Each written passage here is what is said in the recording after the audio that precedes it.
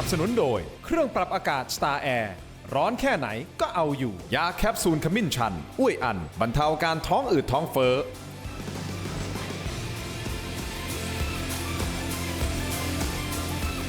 สวัสดีครับตอนรับทุกท่านเข้าสู่รายการถกไม่เถียงครับคุณผู้ชมเรายังคงต้องจับตามองสถานการณ์โลกนะครับสหรัฐอเมริกาล่าสุดก็ไปยิงเรือสินค้าของอิหร่านนะครับคุณผู้ชมครับเอาสรุปสุดท้าย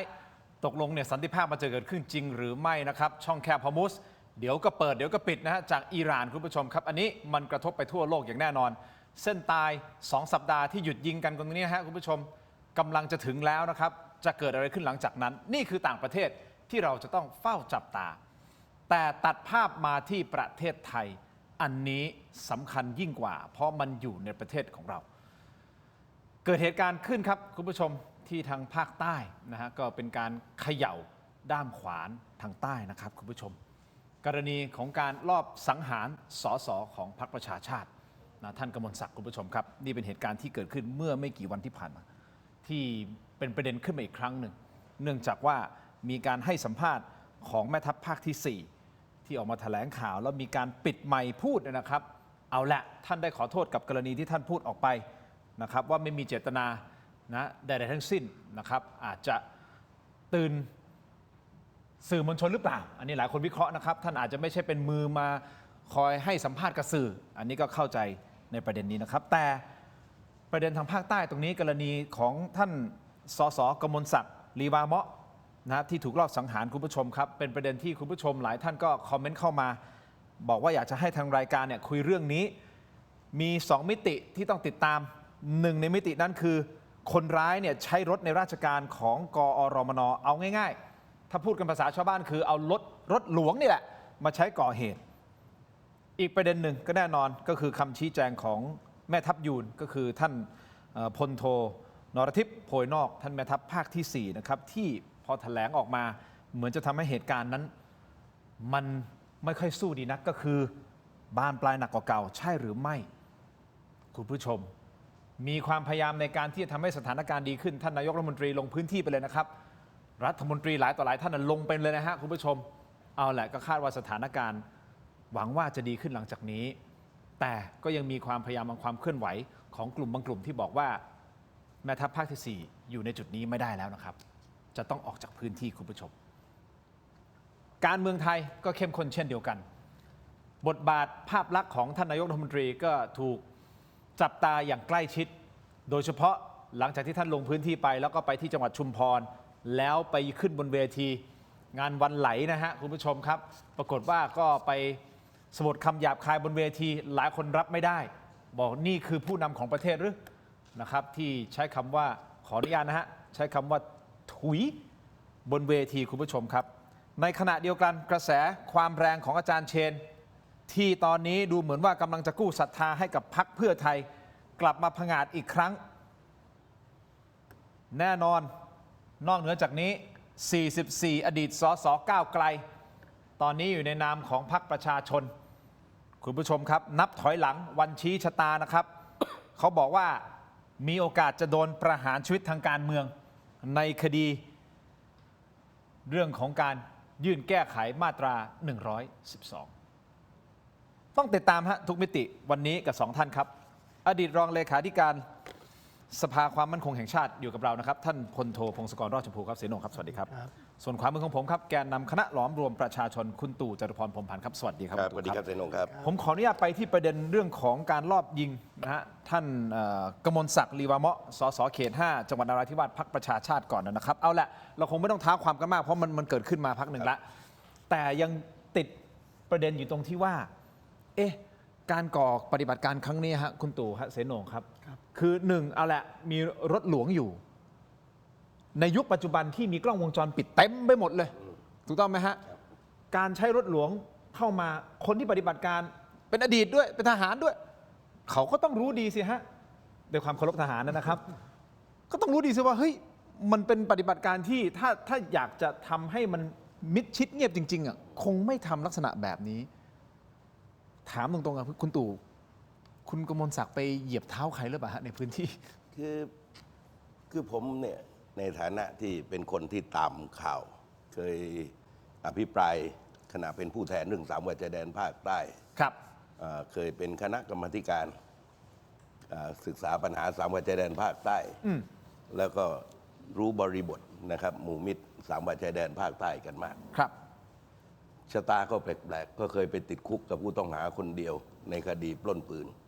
ซึ่งศาลยกฟ้องนะครับที่ทนายสมชายไปว่าความแล้วก็ถูกอุ้มนะแล้วก่อนเกิดเหตุการณ์ยิงสสกมลศักดิ์ไม่นานเนี่ยผมไปงานศพที่จังหวัดปัตตานี ครับ และบังเอิญนะครับแม่ทัพภาคที่ 4มาทานอาหารร้านเดียวกัน ฮะ ก่อนกลับก็มาแวะที่โต๊ะผม แล้วก็นั่งคุยกันยาวนาน วาดหวังว่าสันติสุขมันจะได้บังเกิดขึ้นเสียทีว่าจะแยกย้ายก็ดึกดื่น ผมก็ฟังเนี่ยนะครับว่าเขามีทัศนคติที่ดีนะครับ เพียงแต่ว่าทหารเนี่ยเวลาพูดก็ไม่ได้ผ่านแบบชำนาญการแบบเสโนหรือว่าพี่แมวพาราดอน ความจริงนั้นเนี่ยนะครับเนื้อหาที่เขาตอบนะครับตอนปิดไมค์เนี่ยว่าถ้าเขาลงมือเองเนี่ยก็ไม่รอดหรอกแต่ว่าพอพูดเรื่องเรียนปอนอเนี่ยแน่นอนที่สุดนั้นมันก็กลายเป็นปัญหากลายเป็นประเด็น ครับ แต่ว่าคดีนี้เนี่ยนะครับใครก็เห็นว่ามันมีพิรุษกันมาตั้งแต่ต้น เพราะว่าหลักการเวลาลงมือเนี่ยไม่ว่าทหารตำรวจมือปืนโจรเนี่ยวิธีการเนี่ยนะครับตำรวจกับโจรวิธีการยิงเหมือนกัน ทหารเนี่ยยิงตามตำรานะครับเพราะฉะนั้นวิธีการของทหารกับตำรวจโจรเนี่ยเราจะรู้เลยว่าฝีมือใครทีนี้กรณีสสกมลศักดิ์เนี่ยนะครับซึ่งก็เห็นชัดเจนว่าวิถีกระสุนทั้งหมดเนี่ยแน่นอนที่สุดว่าตั้งแต่ก่อนขึ้นรถมันต้องมีคนชี้เป้าใช่ไหมหลักว่าเอาขึ้นรถนะครับขึ้นที่แถวไหนเบาะไหนอยู่นั่งฝั่งไหน ไม่ใช่ว่ายิงสุ่มไอ้นั่นต้องไปวางระเบิดแต่ว่าหลักการยิงก็คือต้องรู้ว่าเขาต้องนั่งอยู่แถวสองต้องมีตัวชี้เป้าก่อนนะครับแล้วก็รายงานกันเป็นทอด แต่วิถีกระสุนเนี่ยอยู่แถวเบาะหน้าเห็นไหมไม่ได้ไปที่เบาะแถวสองแม้แต่เพียงนัดเดียวนะครับนี่ก็เป็นประเด็นที่น่าสังเกตว่าถ้าต้องการจะมุ่งเอาชีวิตของสสเนี่ยทำไมจึงไม่ยิงที่เบาะแถวสองเลยนะครับต่อมาการใช้รถของกรมน.พื้นที่2 จังหวัดชายแดนภาคใต้ในประเทศไทยในหมดงบประมาณกว่า500,000 ล้านแล้วในช่วง22 ปีนี้นะครับพูดง่ายๆว่าเอาทำถนนเป็นทองคำยังได้เลยแต่ว่าเนี่ยนะครับยิ่งเนี่ยนะครับยิ่งเกี่ยวข้องอดีตนาวิกเนี่ยย่อมที่จะรู้อยู่ดีว่ากล้องมันเต็ม เจตนาขับรถเนี่ยนะครับของกรมน.รถหลวงรถหลวงพุ่งไปหากล้อง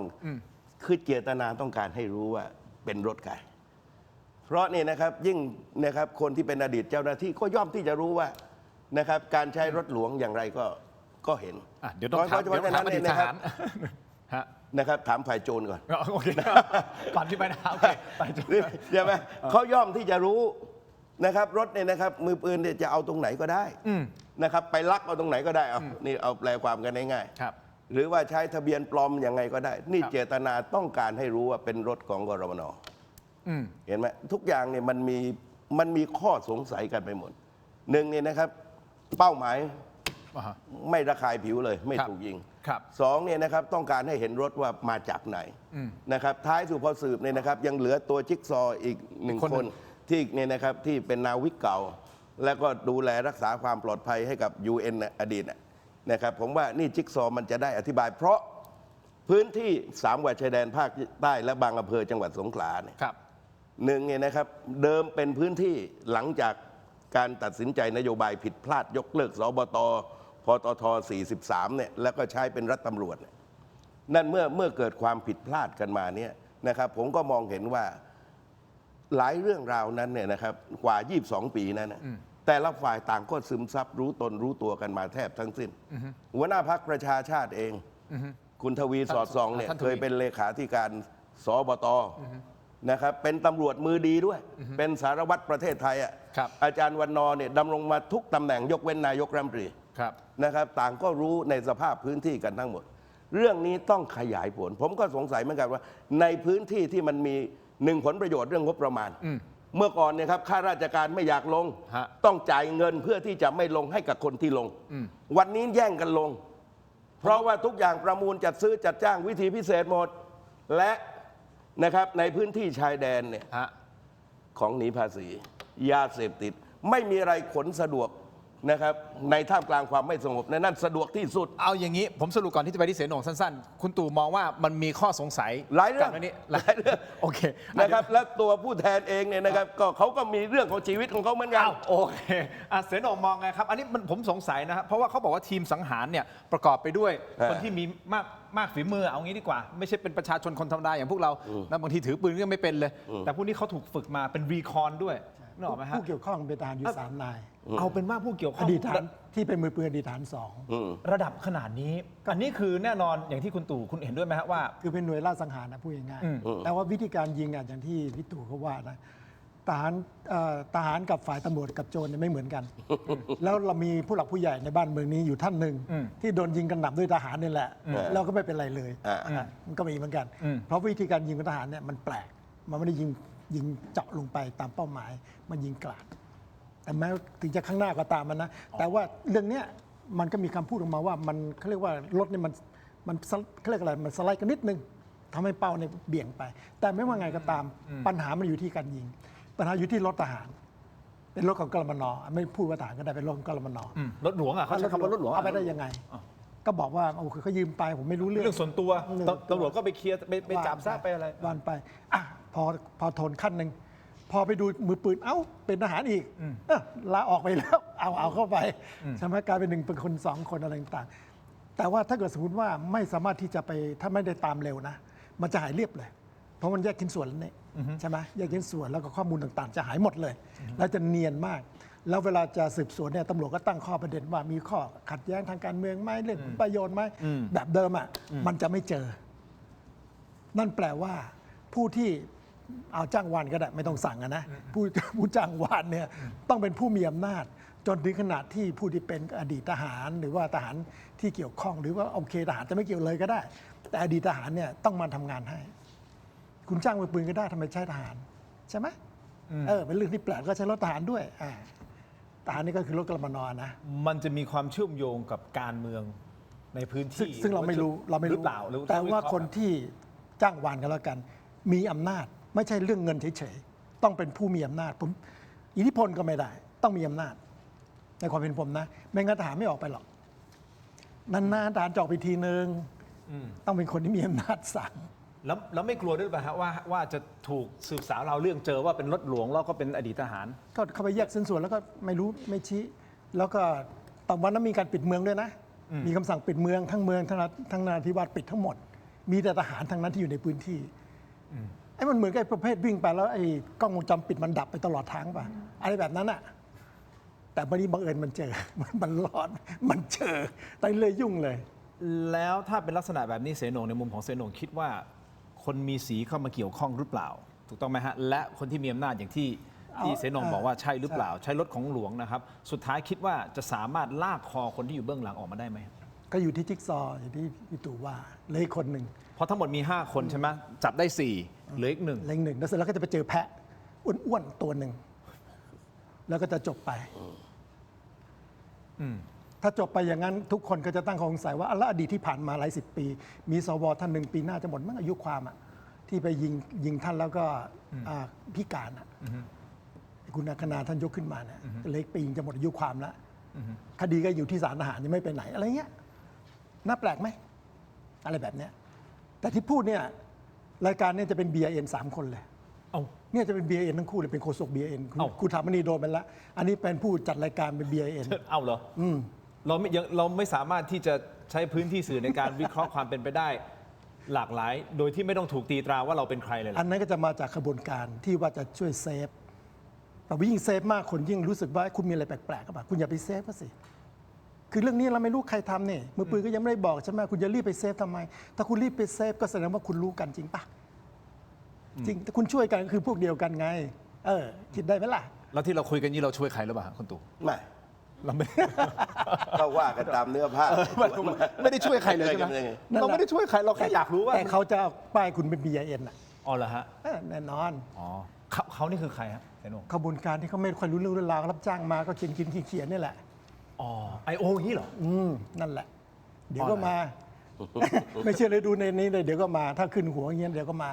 อ๋อนะฮะ แต่ไม่เป็นไรไม่ว่าไงก็ตามนะ สิ่งที่ต้องกังวลก็คือว่าวิธีการนี้ทำให้ประชาชนเกิดความวิตกกังวลว่าภาครัฐก็พึ่งพาไม่ได้ ซึ่งผิดหลักการ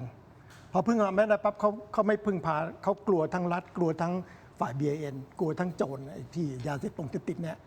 เขาก็ดูว่าใครใกล้ชิดใครจะช่วยเขาได้เขาอยู่ฝ่ายนั้น แล้วเมื่อไหร่คุณจะจบงานเนี้ยความไม่สงบตรงเนี้ยความไม่สงบต้องจัดโดยรัฐสร้างความปลอดภัย แล้วทุกคนรู้สึกปลอดภัยถึงจะจบทางนี้ไม่จบเพราะคุณเองเป็นคนสร้างความไม่ปลอดภัยเห็นปะ น่าคิดอ่ะคุณตู่คิดว่ารัฐจะลากคอคนที่อยู่เบื้องหลังบงการออกมาได้หรือไม่นี่คือคำถามนะครับคุณผู้ชมครับแล้วคุณตู่คิดว่าสรุปสุดท้ายสุดเรื่องทั้งหมดเนี่ยที่รอบยิงสสท่านนี้นะครับมันมาจากเหตุผลอะไรกันแน่นี่คือคำถามหนึ่งในคำถามที่ผมถามนะครับอีกประเด็นหนึ่งแม่ทัพภาคที่ 4 ที่ท่านพูดออกมา ซึ่งผมก็พยายามตามข่าวและบาลานซ์จริงๆนะครับก็มีหลายท่านเห็นใจแล้วเข้าใจว่าแล้วทำไมท่านออกมาขอโทษทำไมก็ท่านพูดความจริงนี่แต่ในเวลาเดียวกันบอกเฮ้ยไม่ได้นะคุณพูดอย่างนี้มันสร้างความ พื้นที่ละเอียดอ่อน ละเอียดอ่อนถูกต้องไหมครับเอาละทั้งสองท่านคิดในประเด็นนี้ยังไงเดี๋ยวพักสักครู่นะครับช่วงหน้ากลับไปตามรวมถึง 44 สสของพรรคประชาชนสักครู่เดียวครับ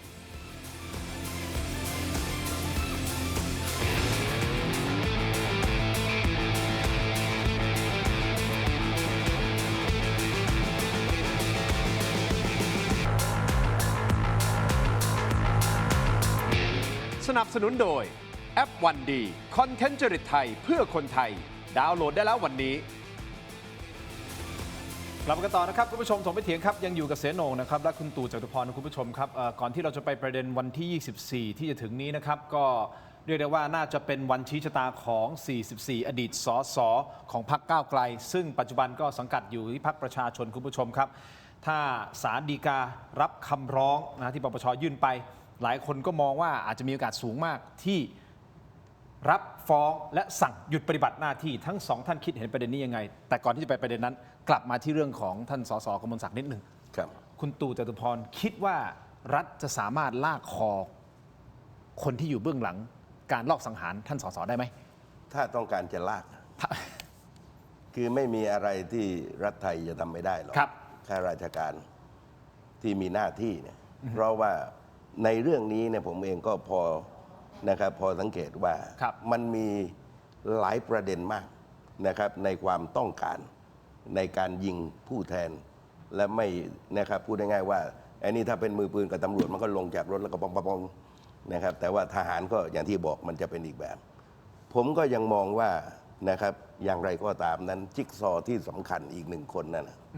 นะครับก็เป็นเรื่องที่จะต้องนำมานะครับถ้าไม่ได้ตัวเนี่ยมันจะปิดเรื่องนี้ยากมาก ทีนี้ประเด็นที่สำคัญก็คือว่า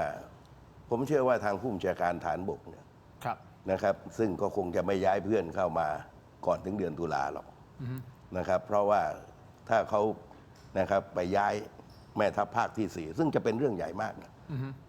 ผมก็เชื่อว่าการขอโทษของแม่ทัพภาคที่ 4 ของรัฐมนตรีว่าการกระทรวงกลาโหมของนายกรัฐมนตรี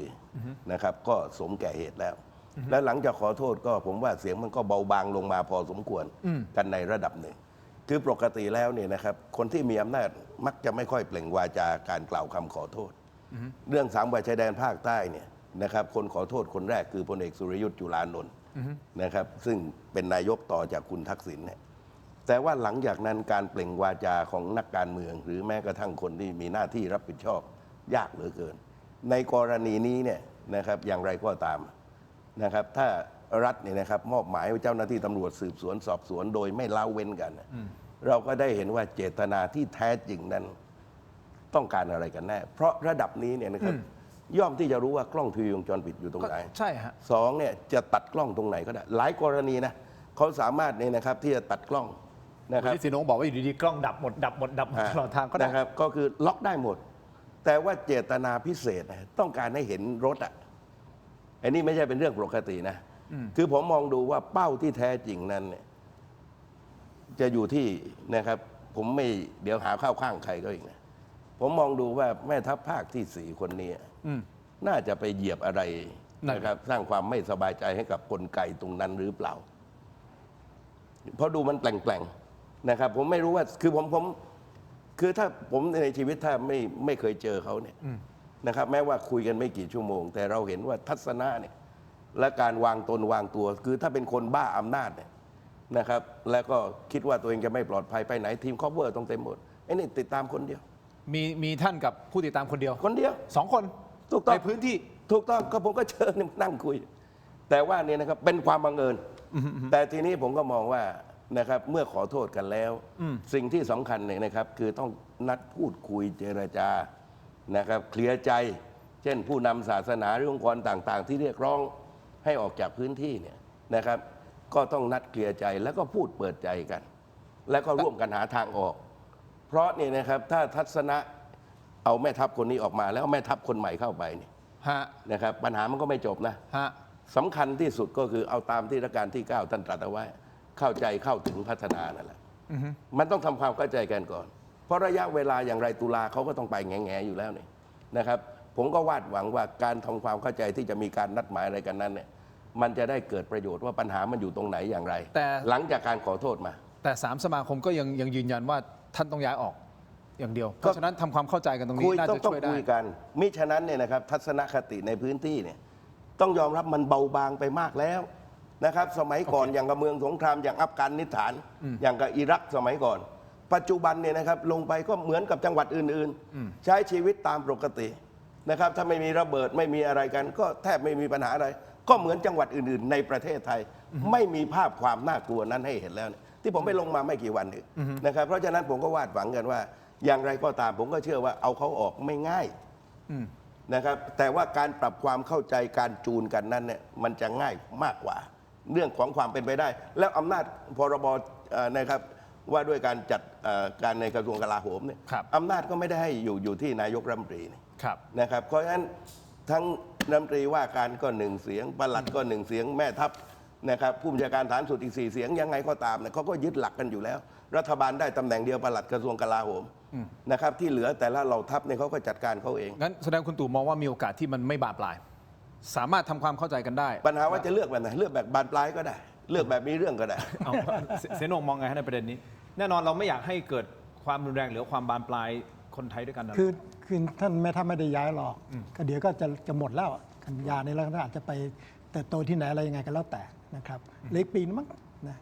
ทีนี้สิ่งที่เราก็ต้องมองก็คือว่าถึงเวลานี้เนี่ยต้องมาทบทวนนิดนึง เพราะว่าตัวของท่านแม่ทัพท่านก็ย้ายไปใหม่ ครับ จะไม่ชินพื้นที่ ครับ พื้นที่พิเศษเป็นเรื่องของการต่อสู้ทางการเมือง ถ้าว่าตามต้นทางของเรื่องของการต่อสู้กับเรื่องความแบ่งแยกดินแดนเนี่ยต้องเซอร์โรเบิร์ตทอมสันข้อที่ 1เขาบอกว่าคุณต้องเอามวลชนให้ได้ดังนั้นคุณต้องทำประชาชนกลับมาไว้ใจคุณให้ได้ ครับ โรงเรียนปอนตาธิกาอะไรทั้งหลายเนี่ยต้องกลับมาไว้ใจคุณเป็นหน้าที่ของนายแม่ทัพหรือท่านอาจจะเฟดเท่านี้ทำได้แต่ผมคิดว่าถ้าเป็นผมเป็นแม่ทัพพลาดแล้วเนี่ยคุณต้องลงไปเผชิญหน้าไม่ใช่หลบถ้าเป็นผมนะส่วนตัวนะอันที่หนึ่งอันที่สองคือคุณยึดกฎหมายให้ได้เมื่อยึดกฎหมายปั๊บคุณต้องกำชับคนข้างใน ว่าให้อย่าให้เกิดเรื่องนี้อีก แล้วก็ไปตามดูมีความกระตือรือร้นในการไล่ตาม ช่วยตำรวจไล่ตาม อย่าปล่อยตำรวจอย่างเดียว แสดงออกมาได้ผมอยากจะจัดการไอ้เนี้ยก็คือวิธีการที่จะทำให้ทุกคนมั่นใจใช่ไหมนั่นคือหลักการคร่าวๆที่ว่าจะต่อสู้ แล้วสิ่งที่เราจะต้องไปพูดกับคนในพื้นที่อีกนิดหนึ่งซึ่งก็ ครับ ฝากไว้เลย ครับ ว่าไปดูกฎบัตรสหประชาชาติข้อ1ข้อ2นะแล้วก็มติสมัชชาใหญ่สหประชาชาติ1514กับ1541ปี03 ครับ เขาบอกไว้ว่าประชาชนเนี่ยเขามีสิทธิ์ที่จะแสดงออกเรื่องเจตจำนงในการกำหนดใจตนเอง แต่คุณไปไล่จับเขาจับเด็กนั่นแหละเขาให้ปล่อยให้หมดถ้าคุณไปไล่จับถ้าคุณอยากจะแปลว่าคุณอยากจะออกจากสมาชิกไอ้สหประชาชาติอย่าไปทำแล้วไปไล่ดูอีกทีเขาบอกว่ามณฑลปัตตานีเป็นเขตภายใน ไม่ใช่แบบไทยบุรีกรันตันเนี่ยก็เป็นกระดอกไม้เงินดอกไม้ทองอ่ะอันนี้เป็นส่งภาษี ดังนั้นแยกไม่ได้สหประชาชาติไม่ยอม ดังเรื่องนี้จบบอกประชาชนเยอะๆเขาจะได้รู้จะไปยิงกันทำไมก็ห้ามแยกยิงกันทำไมถ้าอยากยิงก็ไปจัดกองกำลังมาสู้กันก็หมดเรื่อง ซึ่งเขาไม่มีทางทำได้ เรื่องนี้ไม่ค่อยมีใครเข้าใจฝากท่านแม่ทัพไปพูด ให้คนเข้าใจไปเปิดตำราดู คุณตู่เมื่อสักครู่นี้พูดเนี่ยผมจับใจความถูกหรือเปล่าผมไม่แน่ใจถ้าผิดแก้ผมด้วยนะครับบอกว่าเหตุการณ์ของการยิงสสกมลศักดิ์เนี่ยคือมันไปเชื่อมโยงกับแม่ทัพภาคที่ 4 ใช่หรือไม่ คือเขาก็ปฏิเสธนะครับแต่ว่าวิธีการปฏิเสธแบบทหารน่ะ บอกถ้าเป็นเขาลงมือเองไม่รอดหรอก อ่า นะครับ แต่ว่าคนฟังแล้วรู้สึกไม่ดีใช่ไหมทั้งที่จริงเขาก็ปฏิเสธว่าเขาไม่เกี่ยว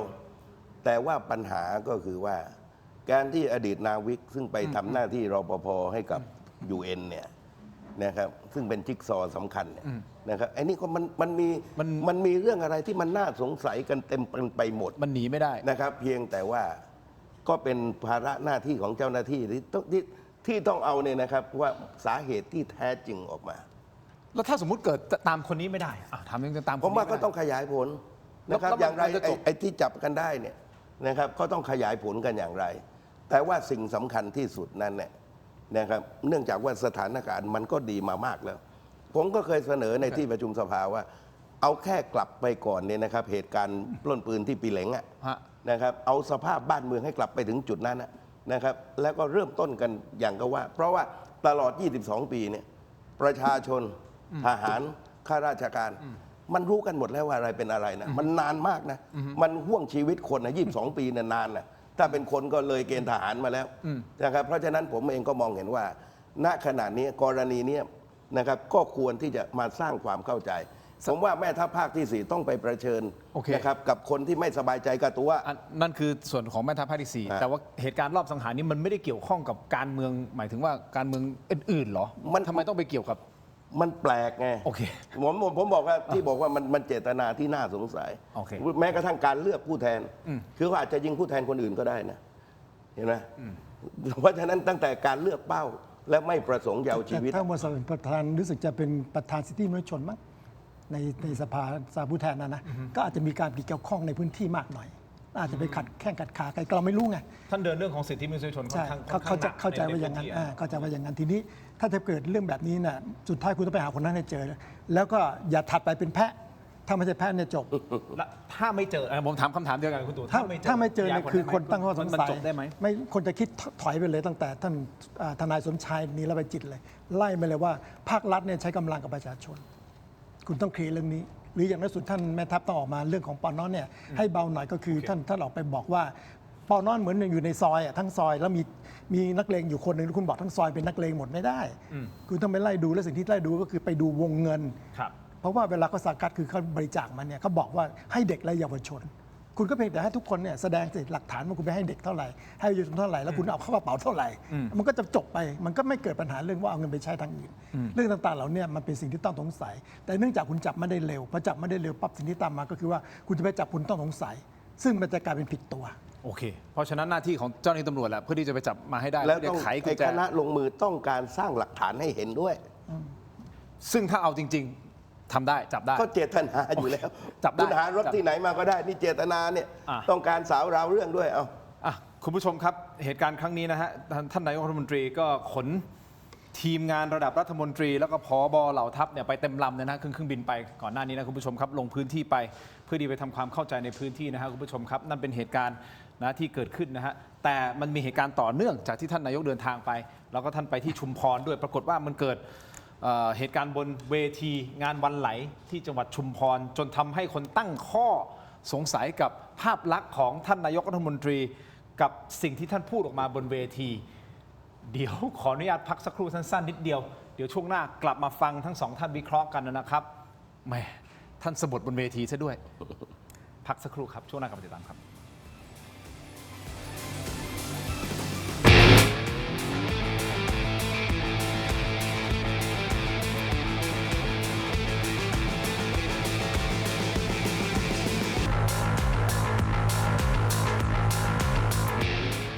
สนับสนุนโดย ยาท่าน้ำขาวหารคู่ 49 บาท ฝาสีฟ้า มีตัวยาฟีนิลซาลิซเลต I Herb You Sugar Free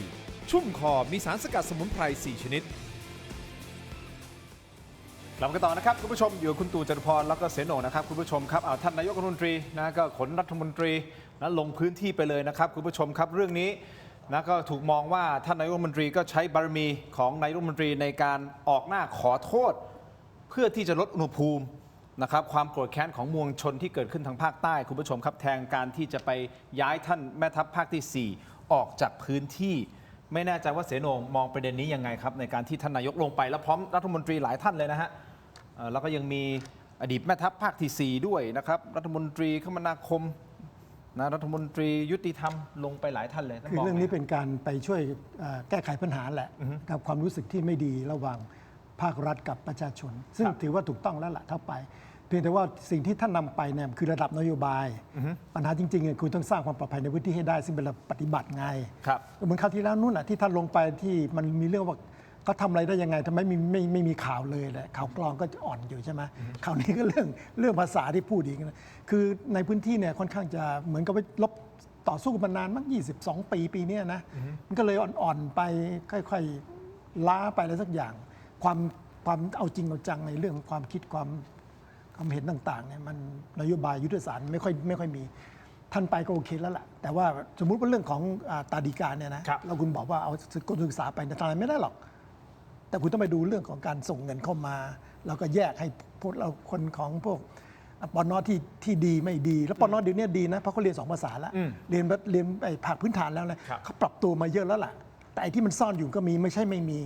ดังนั้นก็ต้องไปหาให้เจอไงแต่มันกรมศึกษาไปก็ทำไม่ได้ก็ได้แต่ภาพใหญ่ๆว่าอย่าลืมสนับสนุนแล้วก็จบแต่มันก็ดีกว่าไม่ทำอะไรท่านนายกไม่ต้องการที่จะหักหาน้ำใจของกองทัพนะคุณตู่ผมว่าก็คือนายกเนี่ยเขาต้องแก้ความรู้สึกทั้งสองส่วนก็คือส่วนของประชาชนครับหรือไม่แล้วก็ส่วนในของกองทัพเองครับจะต้องสร้างความสมดุลบาลานซ์ในเชิงของอำนาจเพราะฉะนั้นก็ความที่เป็นคนอะไรที่ง่ายๆนี่ก็เริ่มต้นนำกล่าวคำขอโทษครับและผมก็ดูรัฐมนตรีกระทรวงกลาโหมเขาก็น้ำไม่เต็มแก้วแม่ทัพภาคที่ 4ก็น้ำไม่เต็มแก้วเมื่อน้ำไม่เต็มแก้วทั้ง3 คนก็ขอโทษเพียงแต่ว่าสิ่งที่ต้องทำก็คือการสร้างความเข้าใจพูดคุยผมว่าคุยกันได้นะครับเรื่องราวมันเดินมาไกลถึงขนาดนี้ความจริงก็คือภายใต้สถานการณ์ประเทศที่กำลังยากลำบากเนี่ยผมว่านี่นะครับอย่างไรไม่มีอะไรก็คือการเปิดหัวใจคุยกันนะแล้วก็คุยกันอย่างตรงไปตรงมานั่นจะเป็นทางที่ดีที่สุดท่านแม่ทัพภาคที่ 4ออกมาขอโทษนะครับกับกรณีที่เกิดขึ้นคุณผู้ชมครับเรื่องของการพาดพิงถึงปน.แล้วก็คำพูดถ้าเป็นผมไม่รอดความหมายคือถ้าเป็นกรณีของสสกมลศักดิ์ถ้าต้องการปฏิเสธให้สุดตัวว่าถ้าเป็นผมมันไม่รอดหรอกความหมายนั่นคือความหมายของท่านนะคือปฏิเสธส่วนตัวนะครับเดี๋ยวเราไปฟังเสียงท่านบางช่วงบางตอนหน่อยไหมฮะตรงนี้นะครับแล้วเดี๋ยวให้พี่ตู่มองว่าอันนี้คือการยอมรับผิดจากใจจริงหรือว่าถูกใบสั่งมาให้ยอมรับผิดฟังครับอย่างนี้ก่อนนะครับก่อนอื่นต้องขอโทษพี่น้องประชาชนโดยทั่วไปที่อาจจะเป็นเพราะการสื่อสารของผมที่ทำให้พี่น้องไม่สบายใจโดยเฉพาะกรณีโรงเรียนปน.โรงเรียนศาสนาแต่ผมยืนยันว่ากองทัพภาค 4 ส่วนหน้าโดยฐานะผมเป็นผู้อำนวยการผมมีความตั้งใจที่จะแก้ไขปัญหาให้เกิดสันติสุขใน3 จังหวัดชายแดนภาคใต้ที่เราดำเนินการผมยืนยันตามนี้ครับผมว่าเรื่องปิดไมค์เนี่ยมันเป็นเรื่องความเห็นส่วนตัวอันนี้ผมว่าเราอย่ามาพูดถึงก็เลยมันเป็นเรื่องที่มันผ่านไปแล้วนะครับแล้วก็ท่านก็ขอโทษแล้วนะครับเพราะว่ามันเป็นเรื่องที่ให้อภัยกันได้เราคนไทยด้วยกันนะครับขอให้ท่านมีกำลังใจในการทำงานเพื่อพี่น้องประชาชนอย่างที่ผมเรียนไปนะครับว่าประเด็นนี้มันแบ่งออกเป็น2 ฝ่ายนะฝ่ายหนึ่งก็บอกว่าจะขอโทษทำไมอีกฝ่ายหนึ่งบอกเฮ้ยคุณพูดอย่างนี้มันไม่ได้นะคุณจะต้องรับผิดชอบมากกว่านี้ออกจากพื้นที่มันกลายเป็นบอกว่ามัน2 ฝั่ง2 ฝ่ายแบบชัดเจนเลยนะแต่คุณตู่มองวิเคราะห์ภาษากายของท่านหน่อยฮะว่าท่านออกมานี่คือผมว่าแม่ทัพภาคที่ 4เขาเข้าใจสถานการณ์ครับรัฐมนตรีกระทรวงกลาโหมก็เข้าใจสถานการณ์เพียงแต่ว่าน่าเสียดายว่ารัฐมนตรีกระทรวงกลาโหมท่านควรจะปล่อยให้แม่ทัพภาคที่ 4ได้ตอบประเด็นเรื่องตอนปิดไมค์พูดถ้าเป็นผมก็ไม่รอดคือในเรื่องนี้ท่านมาตอบแทนไม่ได้แล้วท่านก็ต้องมาพูดสุดท้ายให้สิ้นกระแสความเพราะว่าที่แม่ทัพภาคที่ 4พูดขอโทษกรณีโรงเรียนปน.เห็นไหมคือผมมองดูว่าเนี่ยนะครับพอสถานการณ์ทุกคนต่างก็รู้22ปีที่ผ่านมามันมีความตึงเครียดมันมีความอ่อนไหวนะครับและมีประเด็นอะไรกันมากมายเมื่อปีทัก2543-44เนี่ยผมไปปราศัยที่สัมปชายแดนภาคใต้นะครับจัดที่โรงแรมคนนั่งนิ่งเลยพูดผมเข้าใจผมพูดดีแต่สักพักพอล่ามขึ้นไปเนี่ยคนเฮ้แสดงว่าเขาฟังผมไม่รู้เรื่องเลยเห็นไหมคือคนรุ่นใหม่เนี่ยนะครับก็สื่อสารภาษาไทยกันได้แต่คนรุ่นเก่านั้นเนี่ยพูดภาษายาวีกันเป็นส่วนใหญ่เพราะฉะนั้นภาษาอัตลักษณ์ทางความรู้สึกต่างๆนั้นเนี่ย มันเป็นความอ่อนไหวมากนะครับ ข่าวลือนี่ไปได้เร็วที่สุดนะครับ และต้องยอมรับความเป็นจริงว่า กรณีตากใบคือเซะสะบ้าย้อยนะครับ เป็นบาดแผลที่มันร้าวลึก เพราะมีอะไรมาสะกิดแผลนิดเดียวเนี่ยมันไปไกลเลย ครับ นะครับจากการที่รัฐไทยเนี่ยไปปฏิบัติเนี่ยนะครับ อย่างไม่ใช่มนุษย์เนี่ยในหลากหลายกรณีพื้นที่เนี่ย ครับ เพราะฉะนั้นผมก็บอกว่ามันเหมือนคนที่มันสถานการณ์มันมีปมในหัวใจอยู่แล้ว ครับ พอเป็นสะกิดก็ความไม่ไว้เนื้อเชื่อใจมันก็เกิดมา เสนงคิดไงให้กับการออกมาขอโทษของท่าน คือต้องทำดีอยู่แล้วจะเป็นออกมา แต่ว่าสิ่งที่ท่านจะต้องกลับไปเป็นบทเรียนก็คือว่ากับประชาชนเนี่ยเมื่อเป็นทหาร ครับ คุณจะคิดเรื่องการสังหารประชาชนไม่ได้เลย ไม่ว่าจะเป็นจากใจคุณหรือจากสมองคุณต้องไม่มีเลย ไม่มีคำนี้เลย อย่างของฝรั่งนี่ก็ฝึกมาเลย บินไปแล้วเห็นมีพลเรือนไม่มีอาวุธอยู่ปั๊บก็บินกลับเลย เรื่องนี้ต้องฝึกกันใหม่ คุณต้องแปะคุณต้องไม่มีความคิดเลย ครับ หัวใจก็ต้องไม่มีด้วย ครับ อันนั้นอันตรายฝากไว้เรื่องเดียว ฮะคุณผู้ชมไปที่ออนไลน์ของเรานะสแกน QR Code ตอนนี้ครับ ไปที่เทโรดิจิทัลใน YouTube นะ Facebook ถงไม่เถียงเดี๋ยวไปพูดคุยกันต่อนะครับนายกรัฐมนตรีของเรานะครับอยู่บนเวทีที่จังหวัดชุมพรนะครับแล้วก็ได้สะบัดคำว่าถุยออกมาบนเวทีฮะก็กลายเป็นที่วิพากษ์วิจารณ์อย่างยิ่งนะทั้งสองท่านมองในประเด็นนี้ไง รวมถึงสหรัฐอเมริกานะครับที่ตอนนี้การบอกว่าหยุดยิง 2 อาทิตย์กำลังจะใกล้จบแล้วนะครับ แต่ก็ล่าสุดก็ไปถล่มเรือสินค้าของอิหร่านด้วยนะครับ แล้วสันติภาพมันจะเกิดขึ้นหรือไม่ทางตะวันออกกลาง เจอกันในออนไลน์ถงไม่เถียงทางทีวี ค ข รั อ บบ คุณทั้งสองท่าน สวั ก่อน สดี นะ ค ค รั รับ บเจอกันในออนไลน์ครับถงไม่เถียงครับสวัสดีครับ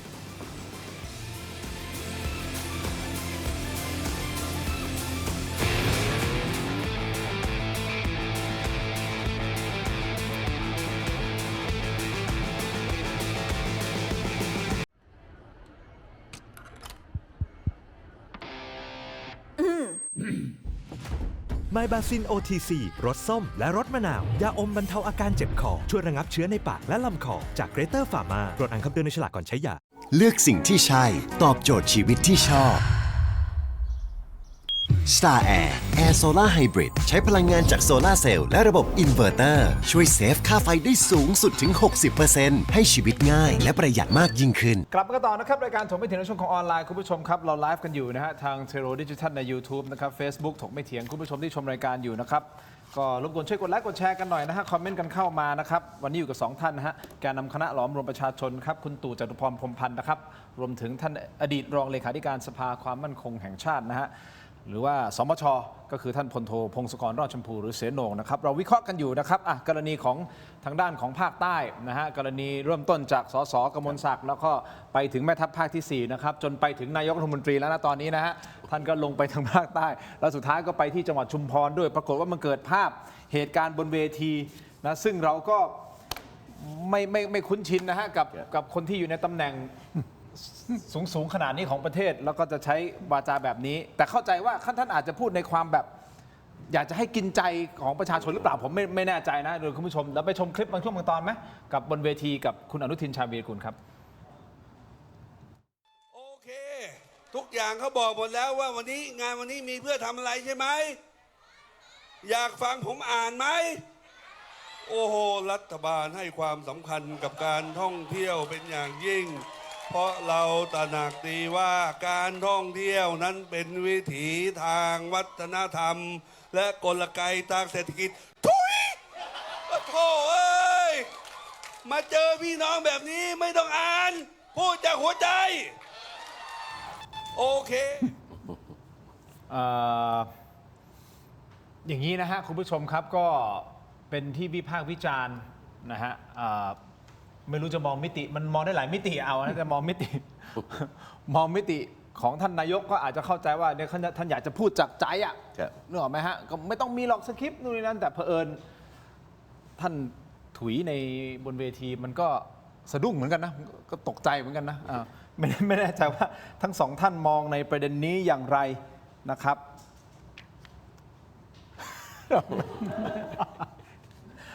มองหน้ากันแล้วก็บอก ถามใครก็จะได้ตอบกันถูก เสนงเสนงก่อนเสนงก่อน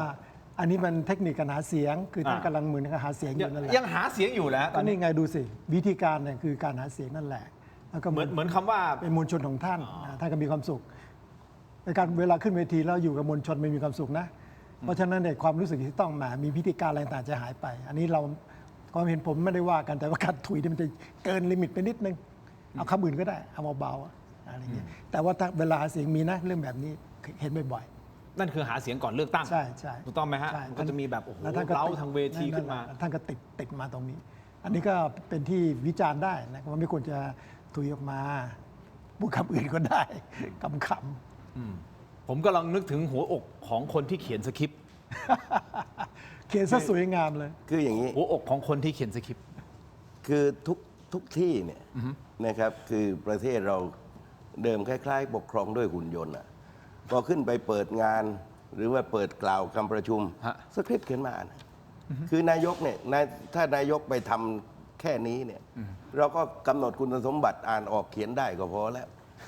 คือไม่ต้องหาความรู้ความสามารถ ทีนี้เนื่องจากว่ามันเป็นงาน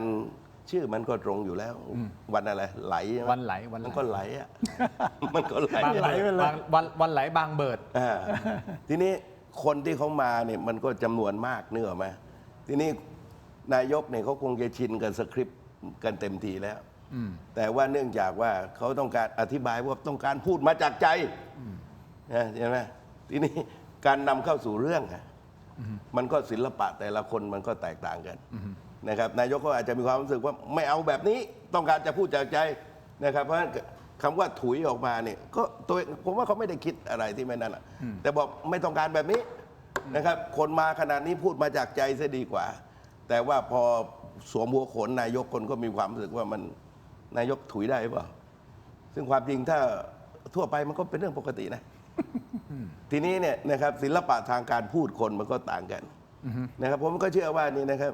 ตอนที่พูดนี่เข้าใจว่าก็เป็นมุกอะนะครับเพราะว่าตอนอ่านแบบให้เห็นว่าอ่านแบบท่องอะเห็นไหมเป็นฟิลอย่างนั้น อ่านยันยาน อ่านยันยานเจตนา มันอยู่ที่ตัวท่านไง ท่านอ่านยานไง เออ แต่ถ้า เพื่อให้เห็น ถ้าท่านจะอ่านให้มันเป็นแบบว่า เขาขูดคนที่เขียนมาเขียนมาทำไมเลยเนี่ย ไม่ก็ไม่เนี่ยไม่ นั่น ต้อง ผ ไม่ บ ต้ อ อก ง ผมถึงบอกไงหัวอกของคนเขียนน่ะ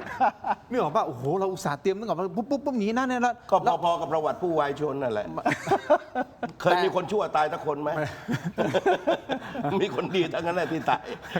เคยไปงานไหนไหมเคยพบคนชั่วตายสักคนไหม แต่ก็มีบอกเขาอาจจะไม่ได้เป็นคนดีสักเท่าไหร่นักแต่เขาก็นึกออกว่าแต่เขาก็ทำอะไรอย่างงี้เนี่ยทำประโยชน์อะไรเงี้ย จนกระทั่งอ่านประวัติว่าประวัติไอ้ของคนตายเนี่ยเมียคนตายบอกลูกไปดูที่เป็นพ่อมึงบอกว่าที่อ่านมา มันดีเหลือเกิน โอเค ทีนี้ผมเข้าใจว่าคงเป็นมุกอะ เข้าใจ แต่ว่าคือถ้าเป็นคนอื่นก็ไม่เท่าไหร่พอเป็นนายกรัฐมนตรีเข้าเนี่ยแต่ผมว่าก็มองขำขันเหมือนกันไปอะแต่คงจะไม่กล้าถุยอีกอะนะครับเพราะว่าอารมณ์ขันคนมีอารมณ์ขันก็ต้องคิดต้องผลิตคำทีนี้เนี่ยนะครับผมก็ว่ารูปแบบอะไรต่างๆเนี่ยคือนอกจากงานนะครับเปิดงานวันไหลต่อไปนี้เนี่ยเวลา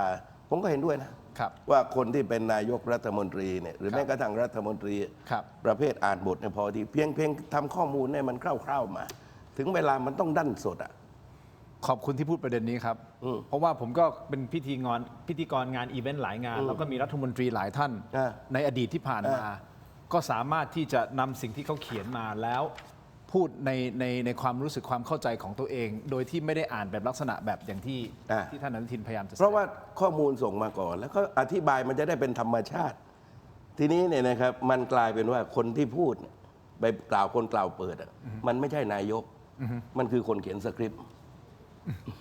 แล้วผ่านปากนายกนี่ก็ไหมผมว่าก็ดีต่อไปนี้ก็ปรับวิธีกันนะครับ ต้องดั้นสดอะให้มันเพียงแต่ว่าการเริ่มต้นอะ อย่าไป กา ซี ร เรีย เริ่ ส มต้น อย่าไปซีเรียสขำ เผอิญเพจป๋าต่อยนะฮะท่านก็โพสต์นะเพจป๋าต่อยท่านก็โพสต์ว่าอย่าหาทำเลยครับ ใครใกล้ตัวนายกช่วยสะกิดเตือนดัง ๆ ว่าอย่าหลุดสำเนียงหรือกิริยาแบบนี้อีกมีไหมเรามีโพสต์ของไม่มีใช่อาจจะป๋าต่อยเป็นคนเขียนโพสต์มานะผมอ่านแล้วใน Facebook กัน ผม นะ ว่าคงจะไม่ถุยแล้วล่ะ ท่านก็เลยปิดวาจาเลย เออ ท่านปิดวาจาเหมือนกันนะฮะคุณผู้ชมครับไปดูภาพกันนิดนึงนะฮะเป็นประธานประชุมที่เมืองทองธานี พอมาถึงงานไปเจอกองทัพสื่อนะครับคุณอนุทินเลยตัดสินใจ ปิดปากแบบนี้ ปิดวาจาทำท่ารูดซิปปากครับนี่อย่างนี้เลยฮะนี่เอาละไม่พูดก็ได้นะครับไม่พูดนะครับคือสื่อก็พยายามสอบถามถึงประเด็นเรื่องของ PM 2.5 ฝุ่น PM 2.5 นะครับท่านนายกก็ตอบเพียงว่าเดี๋ยวไปเชียงใหม่ก่อนนะครับแต่ถ้าพูดถึง PM 2.5 แล้วนะครับคุณผู้ชมครับภาพตัดมาขออนุญาตไปต่อเลยนะฮะ ไปที่พรรคเพื่อไทยกันหน่อยคุณผู้ชมครับอาจารย์เชนครับอาจารย์เชนของพรรคเพื่อไทยท่านเป็นรองนายกแล้วก็เป็นรัฐมนตรีว่าการกระทรวงอบนะครับท่านครับดูถ้าจะโดนใจประชาชนเรื่องของภาพลักษณ์ของท่านณตอนนี้เป็นนักวิชาการที่เอาละที่ท่านบอกใช่ไหมฮะว่าจะดันเรื่องของนวัตกรรมเรื่องของฝีมือความสามารถของคนไทยเนี่ยให้มันเป็นเครื่องจักรในการทำเงินให้กับประเทศซึ่งอาจจะโดนใจประชาชนมากกว่าภาพลักษณ์นักการเมืองแบบบ้านใหญ่หรือเปล่าทุกท่าน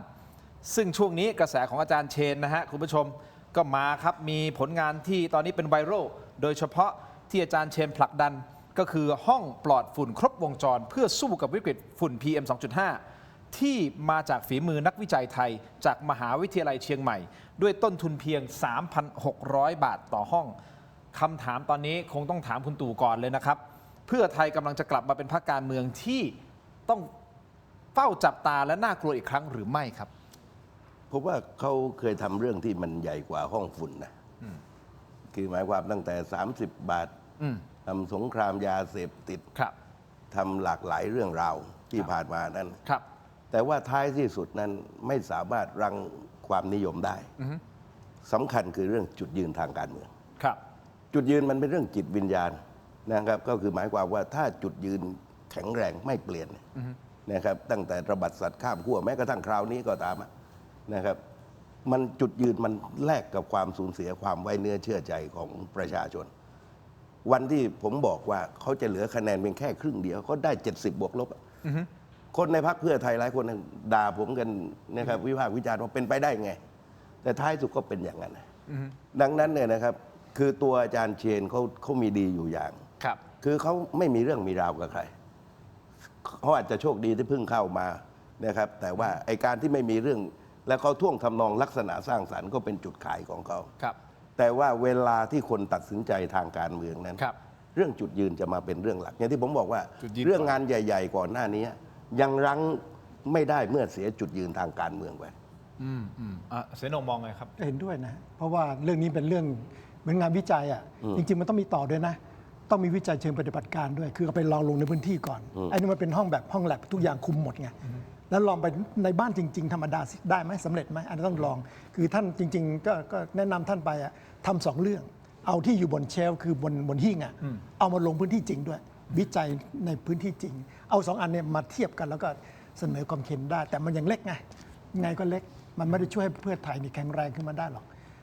ยังไม่สามารถยัง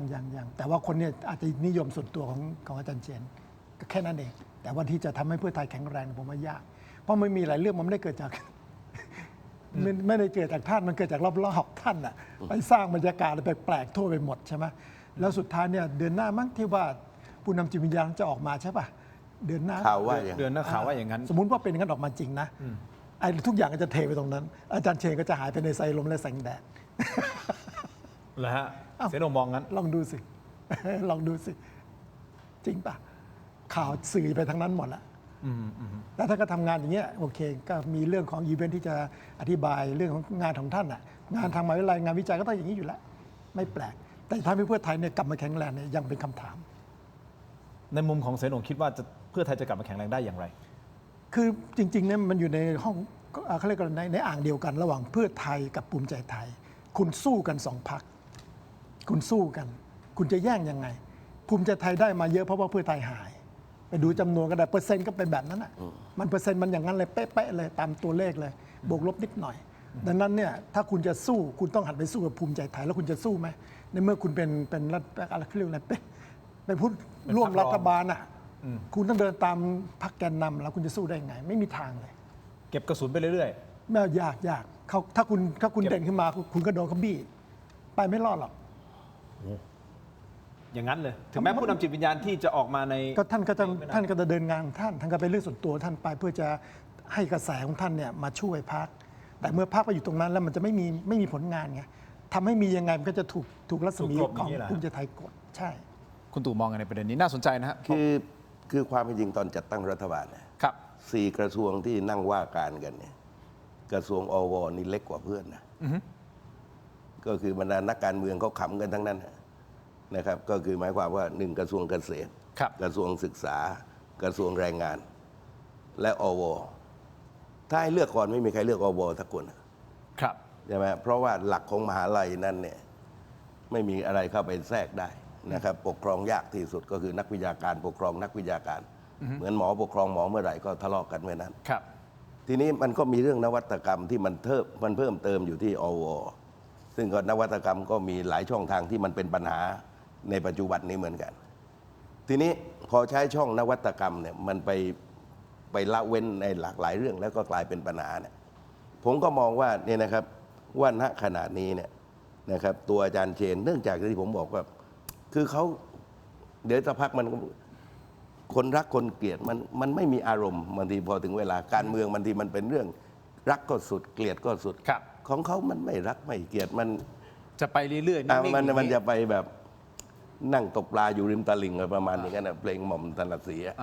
นะครับฟิลประมาณอย่างนั้น ทีนี้คนที่มีแสงในตัวที่กำลังจะออกมาเนี่ยวันที่ 11 ซึ่งก็เอา 99.99 ก็แล้วกันเผื่อไว้จุด01 ครับ นะครับเผื่อผิดพลาดทางเทคนิค เพราะว่ายังอยู่อีก2คณะกรรมการ ครับ เพราะว่าผมเนี่ยในวิชาคุกเนี่ย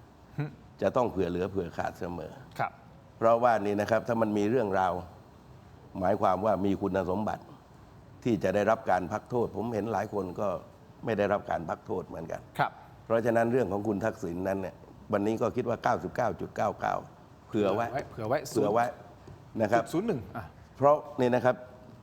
ถ้ามันไม่ได้เป็นไปตามที่ว่านั้นเนี่ย ครับ คนคุกก็รู้ว่า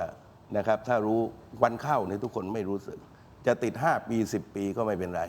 แต่ว่าถ้าวันออกแล้วไม่ได้ออกเนี่ยนะครับไม่ว่าจะด็อกเตอร์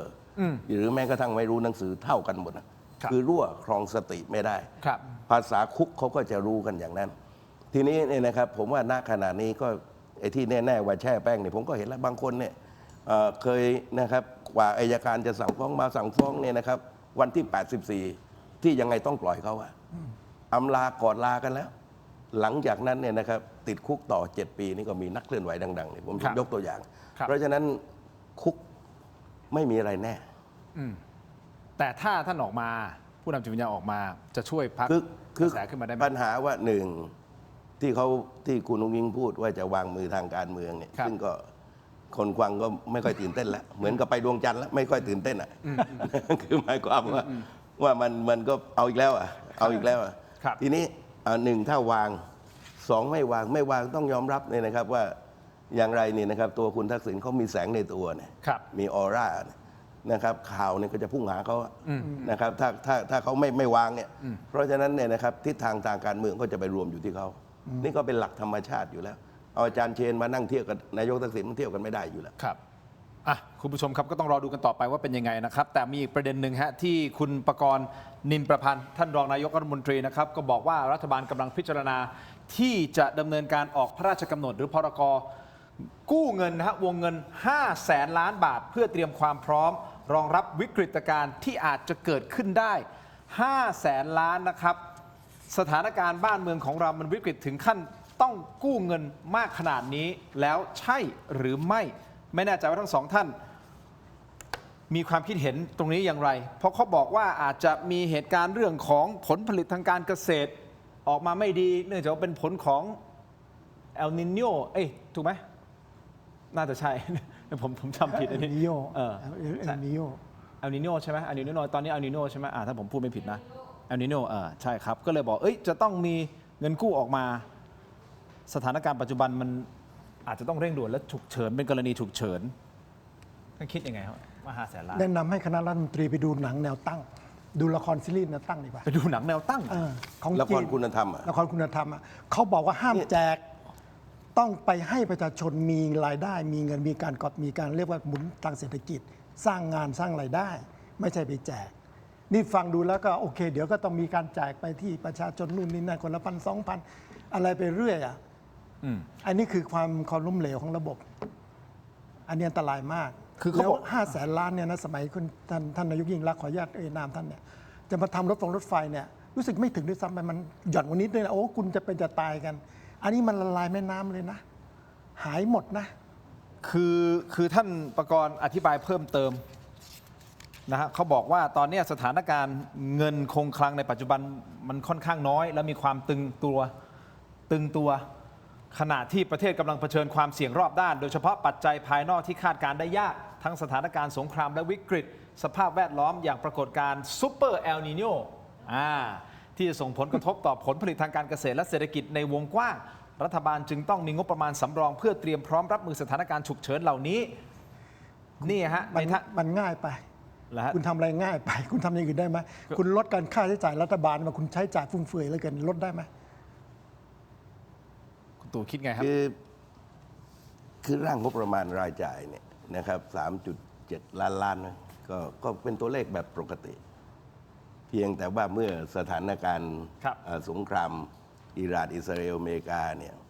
ซึ่งจะเป็นปัจจัยฉุดกระชากลากเนี่ยผมว่าเนี่ยครับเรื่องการรับมือในอนาคตมันเป็นเรื่องใหญ่ โดยเฉพาะเรื่องปากท้อง ส่วนเรื่องพลังงานเนี่ยนะครับซึ่งณขณะนี้เนี่ยถ้าเนี่ยนะครับไปรื้อโครงสร้างผมว่าแทบจะไม่ต้องไปชดเชยอะไรกันเลยเนี่ยนะครับก็คือหมายความว่าเอากำไรตามความเป็นจริงเนี่ยผมว่าคนไทยมันรับมือกันได้แต่ทุกอย่างที่มันมีอยู่ณวันนี้เนี่ยมันลักษณะเข้าข่ายการปล้นแทบทั้งสิ้นคือปล้นในยามที่บ้านเมืองมีวิกฤตแล้วก็ไม่มีใครข้าไปทะลวงนะครับในเรื่องโครงสร้างพลังงานราคาโรงกลั่นลดมันก็ไปขึ้นค่าการตลาดพอราคาโรงกลั่นขึ้นมันก็นะครับมาลดค่าการตลาดมันอย่างเงี้ยนะครับลดเพิ่มก็อยู่ในมือตรงนั้นน่ะหน้าปั๊มนี่น้อยมากนะครับเวลาขึ้นเนี่ยขึ้นเอาเป็นเอาตายเวลาลงเนี่ยนะครับค่อนข้างจะยากลำบากมีเรื่องราวกันมากมายแต่ว่าอย่างไรก็ตามเนี่ยนะครับถ้าเราอยู่ในโลกแห่งความเป็นจริงให้ได้ว่าเอานะครับคือรื้อโครงสร้างสมมุติคือให้คนไทยไม่รู้สึกโง่นะครับการอ้างอิงราคาสิงคโปร์เนี่ยอ้างอิงเฉยๆนี่ก็หนักแล้วนะแต่นี่มันคิดว่าน้ำมันที่อยู่ในไทยกลั่นในไทยเนี่ยสมมุติว่ากลั่นมาจากสิงคโปร์คิดค่าเรือด้วยคิดค่าประกันภัยคิดค่าเสียหายแล้วมาบวกอยู่ในเนี่ยที่หน้าปั๊มเนี่ย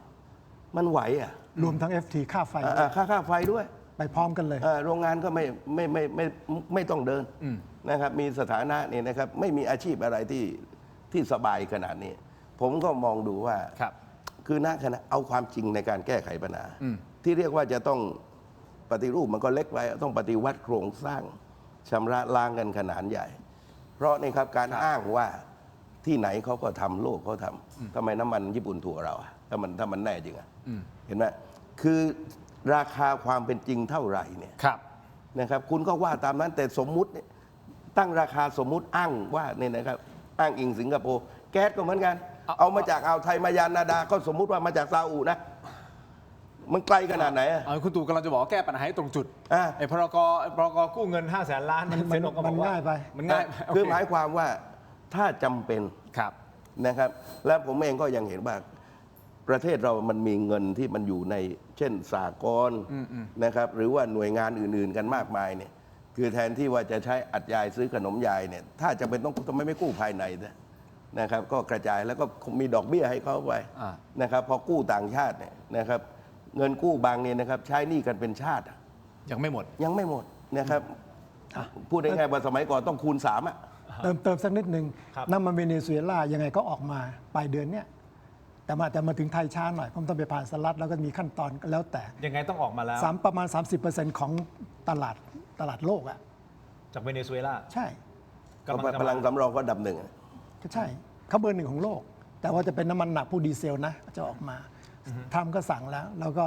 บริษัทน้ำมันของสหรัฐนี่เขาพูดชัดเจนว่าออกแล้วแน่นอนวันที่นั่นเขาจะจัดการได้แต่จะจริงหรือเปล่าเราไม่รู้เพราะยังไม่ออกแต่ว่าแนวโน้มคือจะออกดังนั้นคุณอย่าไปสร้างกระแสโอ้ยเราแย่แล้วเราแย่แล้วเพราะนั้นขอตังค์โอ้ยแย่แล้วขอตังค์โน้คุณมองในโลกนี้มันมีอะไรบ้างเราค่อยๆดูไปอันนี้น่าคิดนะคุณผู้ชมครับเอาให้จำเป็นอันสุดที่สุดก่อนที่สุดของที่สุดก่อนที่สุดของซึ่งยังไม่ที่สุดของที่สุดนะตอนนี้นะครับยังมีเผื่อหรือเผื่อขาดสำหรับที่สุดเพราะว่าถึงที่สุดถ้าในอนาคตเนี่ยนะครับเราเจอวิกฤตอาหารเจอวิกฤตอย่างอื่นเนี่ยนะครับเราก็จะได้มีเงินเพราะเพดานเนี่ยจาก70จะขยายเป็น75เนี่ยแล้วมันก็จะบีบหนักขึ้นผมว่าการวางแผนเนี่ยนะครับ1 ปี 2 ปี 3 ปีเนี่ยต้องคิดว่าเป็นรัฐบาลในยามวิกฤต หรือรัฐบาลจะอยู่นานเท่าไหร่ไม่รู้แต่ว่าก็คือหมายความว่า อยู่ในยามวิกฤต ต้องหลักคิด โอเค นะครับก็คือหมายความว่าอะไรที่มันไม่มีความจำเป็นในยามวิกฤตเช่นตัดถนนอย่างเงี้ยนะครับมีปัญหาเรื่องน้ำมันจะไปตัดถนนอะไรที่ไม่จำเป็นก็ไม่ต้องจ่าย ถูกต้องผมว่าบางครั้ง โอเค เราก็ต้องชะลอแต่ว่านะครับก็ปรับหลายๆเรื่องเพื่อให้งานมันเดินได้นะครับก็ต้องปรับวิธีกัน ก็รอดูกันต่อไปคุณผู้ชมครับเดี๋ยวผมขอตัดภาพไปที่ตะวันออกกลางกันนิดนึงนะครับเพราะมันก็เกี่ยวข้องกับพลังงานของโลกด้วยนะฮะฮอร์มุสหน่อยฮะท่านเสโหน่งครับคุณผู้ชมครับอิหร่านปิดฮอร์มุสนะเมื่อวันศุกร์ที่ 17 เมษายนที่ผ่านมาอิหร่านประกาศเปิดช่องแคบฮอร์มุสก่อนหลังข้อตกลงหยุดยิงระหว่างอิสราเอลกับเลบานอนเริ่มบังคับใช้เขาไปคุยกันที่สหรัฐอเมริกานะครับสำหรับอิสราเอลกับเลบานอนถูกต้องไหมครับไปคุยกันเสร็จปุ๊บก็ตกลงหยุดยิงกันก่อนแต่หลังจากนั้นไม่นานคุณผู้ชมครับหลังจากอิหร่านประกาศเปิดช่องแคบฮอร์มุสในวันที่ 17 พอเข้าวันที่ 18 อิหร่านก็ประกาศปิดช่องแคบฮอร์มุสอีกครั้งครับโดยกล่าวโทษสหรัฐบอกว่าเฮ้ยคุณน่ะละเมิดข้อตกลงหยุดยิงเดี๋ยวก็เปิดเดี๋ยวก็ปิดเดี๋ยวก็เปิดเดี๋ยวก็ปิดช่องแคบฮอร์มุสแบบนี้มันส่งผลกระทบต่อราคาน้ำมันและปริมาณน้ำมันของโลกใช่หรือไม่และมันจะกระทบไทยอีกนานแค่ไหนและอิหร่านเนี่ยจะใช้ช่องแคบฮอร์มุสเป็นตัวประกันอย่างเงี้ยเสโหน่งอีกนานแค่ไหนฮะเดี๋ยวก็เปิดเดี๋ยวก็ปิดเดี๋ยวก็เปิดเดี๋ยวก็ปิดผมงงกันเนี่ยเปิดปิดหลายรอบเหลือเกินคือเราพูดคำว่าอิหร่านเนี่ยบางทีเราก็อาจจะเข้าใจไม่ครบถ้วน เชิญครับ อิหร่านมี2 สายหนึ่งคือสายการเมือง สายการเมือง วิธีแล้วก็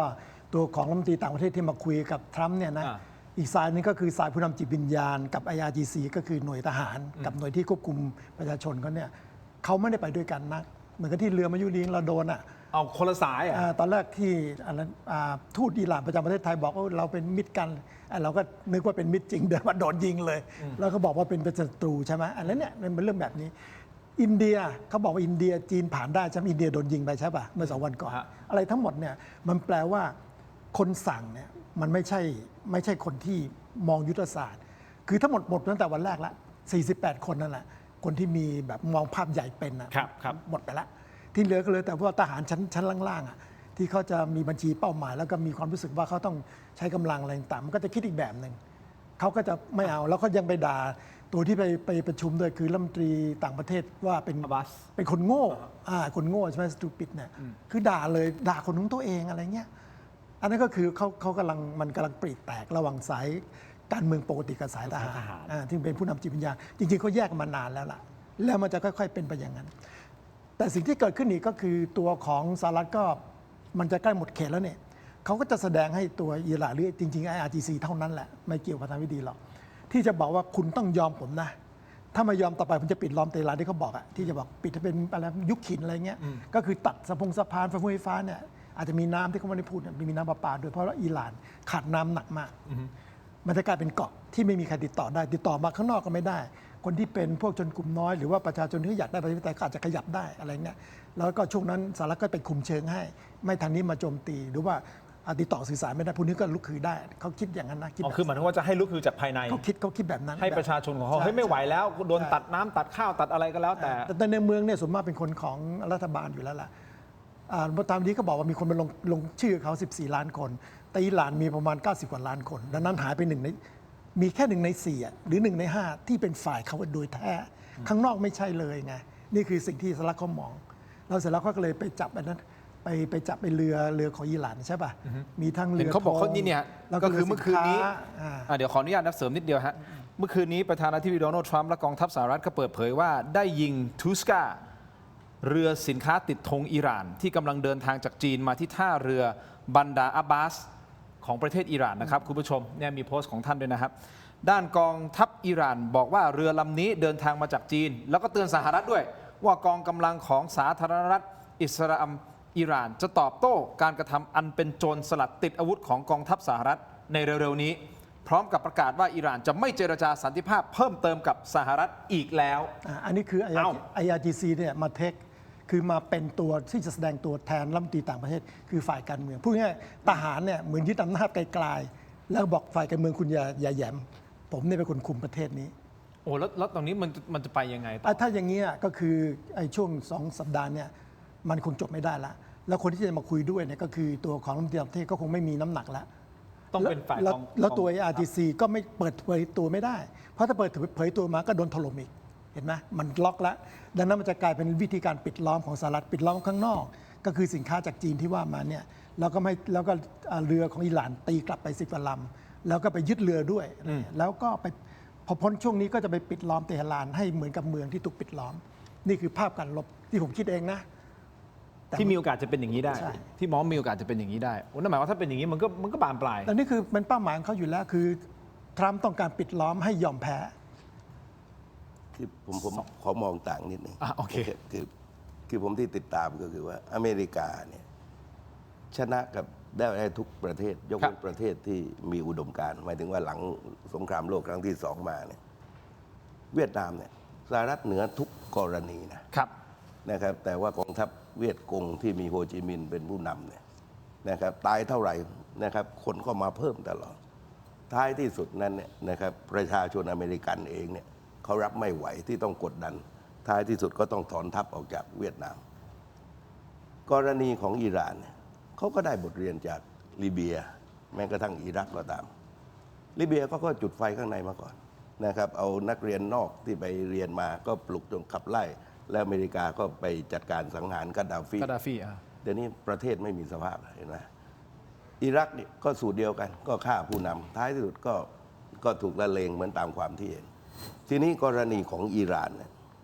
นะครับจะอย่างไรก็ตามวันที่สหรัฐขีดเส้นตายเนี่ยนะครับคนอิหร่านเนี่ยไปอยู่ล้อมรอบโรงไฟฟ้าอยู่บนสะพานนะครับแน่นขนาดกันไปหมดคือหมายความว่าเนี่ยนะครับถ้าประเทศที่คนร้ายซึ่งอุดมการณ์ความรักชาติต้องอยู่ในหลุมหลบภัยแต่คนที่เขาพร้อมจะเผชิญความตายเนี่ยนะครับเพราะฉะนั้นจะเห็นได้อย่างชัดเจนว่าอเมริกาเคี้ยวอิหร่านนี่ยากที่สุดนะครับความเป็นจริงเนี่ยนะครับประธานาธิบดีทำเนี่ยกำหนดเวลาผิดพลาดตลอดแล้วก็ขีดเส้นตายขีดแล้วขีดแล้วใช่แก้ไปแก้มาขีดจนเหนื่อยนะครับเอาไม่อยู่ผมก็มองว่าสถานการณ์นี้อิหร่านเขาเตรียมตัวที่จะรับมือไอ้นี่บรรดาแนวร่วมยังไม่เข้าอะไรกันมานะครับแต่ว่าสถานการณ์ที่เขาไม่ไว้วางใจเหมือนตอนเจรจาเรื่องนิวเคลียร์เนี่ยเผลอแป๊บเดียวฟาดผู้นำเขากับบรรดาเนี่ยนะครับเพราะฉะนั้นการเจรจาเนี่ยมันแทบหาความเป็นไปไม่ได้การปฏิบัติการทางทหารตอนนี้เหลือนิวเคลียร์อย่างเดียวนะ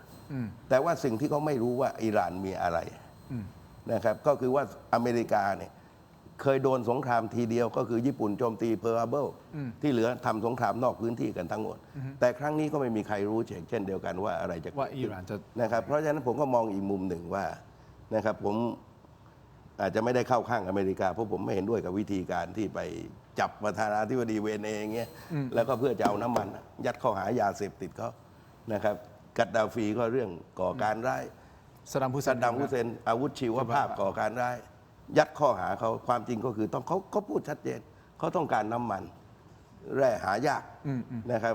แต่ว่าพอไปทำสงครามกับประเทศที่เขาปลูกฝังในเชิงอุดมการณ์นะครับคือคนเนี่ยอย่าว่า14 ล้านเลยแค่ล้านเดียวยืนบนท้องถนนเนี่ยยืนบนสะพานนี่ก็มันก็มากแล้วพร้อมตายเนี่ยคุณจะฆ่ายังไงไหวนะครับเพราะฉะนั้นผมก็ยังมองว่าสงครามเนี่ยไม่ง่ายหรอกนะครับเราดูว่าจนกระทั่งถึงบัดนี้เนี่ยนะครับความจริงอิหร่านมันควรจะสุดแล้วไม่ใช่นี่รุมเขากี่ประเทศแต่เขาก็ยังอยู่ได้เขาเตรียมการมาเพื่อสิ่งนี้แต่ว่านี่นะครับที่ทนไม่ได้ที่พยายามจะเจรจาคือประธานาธิบดีทำต่างหากซึ่งแน่นอนโอกาสเจรจามันก็เริ่มยากกันตามลำดับอยู่แล้วสงครามที่มันไม่เบ็ดเสร็จเด็ดขาดมันก็แบบนี้นะครับเพราะฉะนั้นผมก็ยังม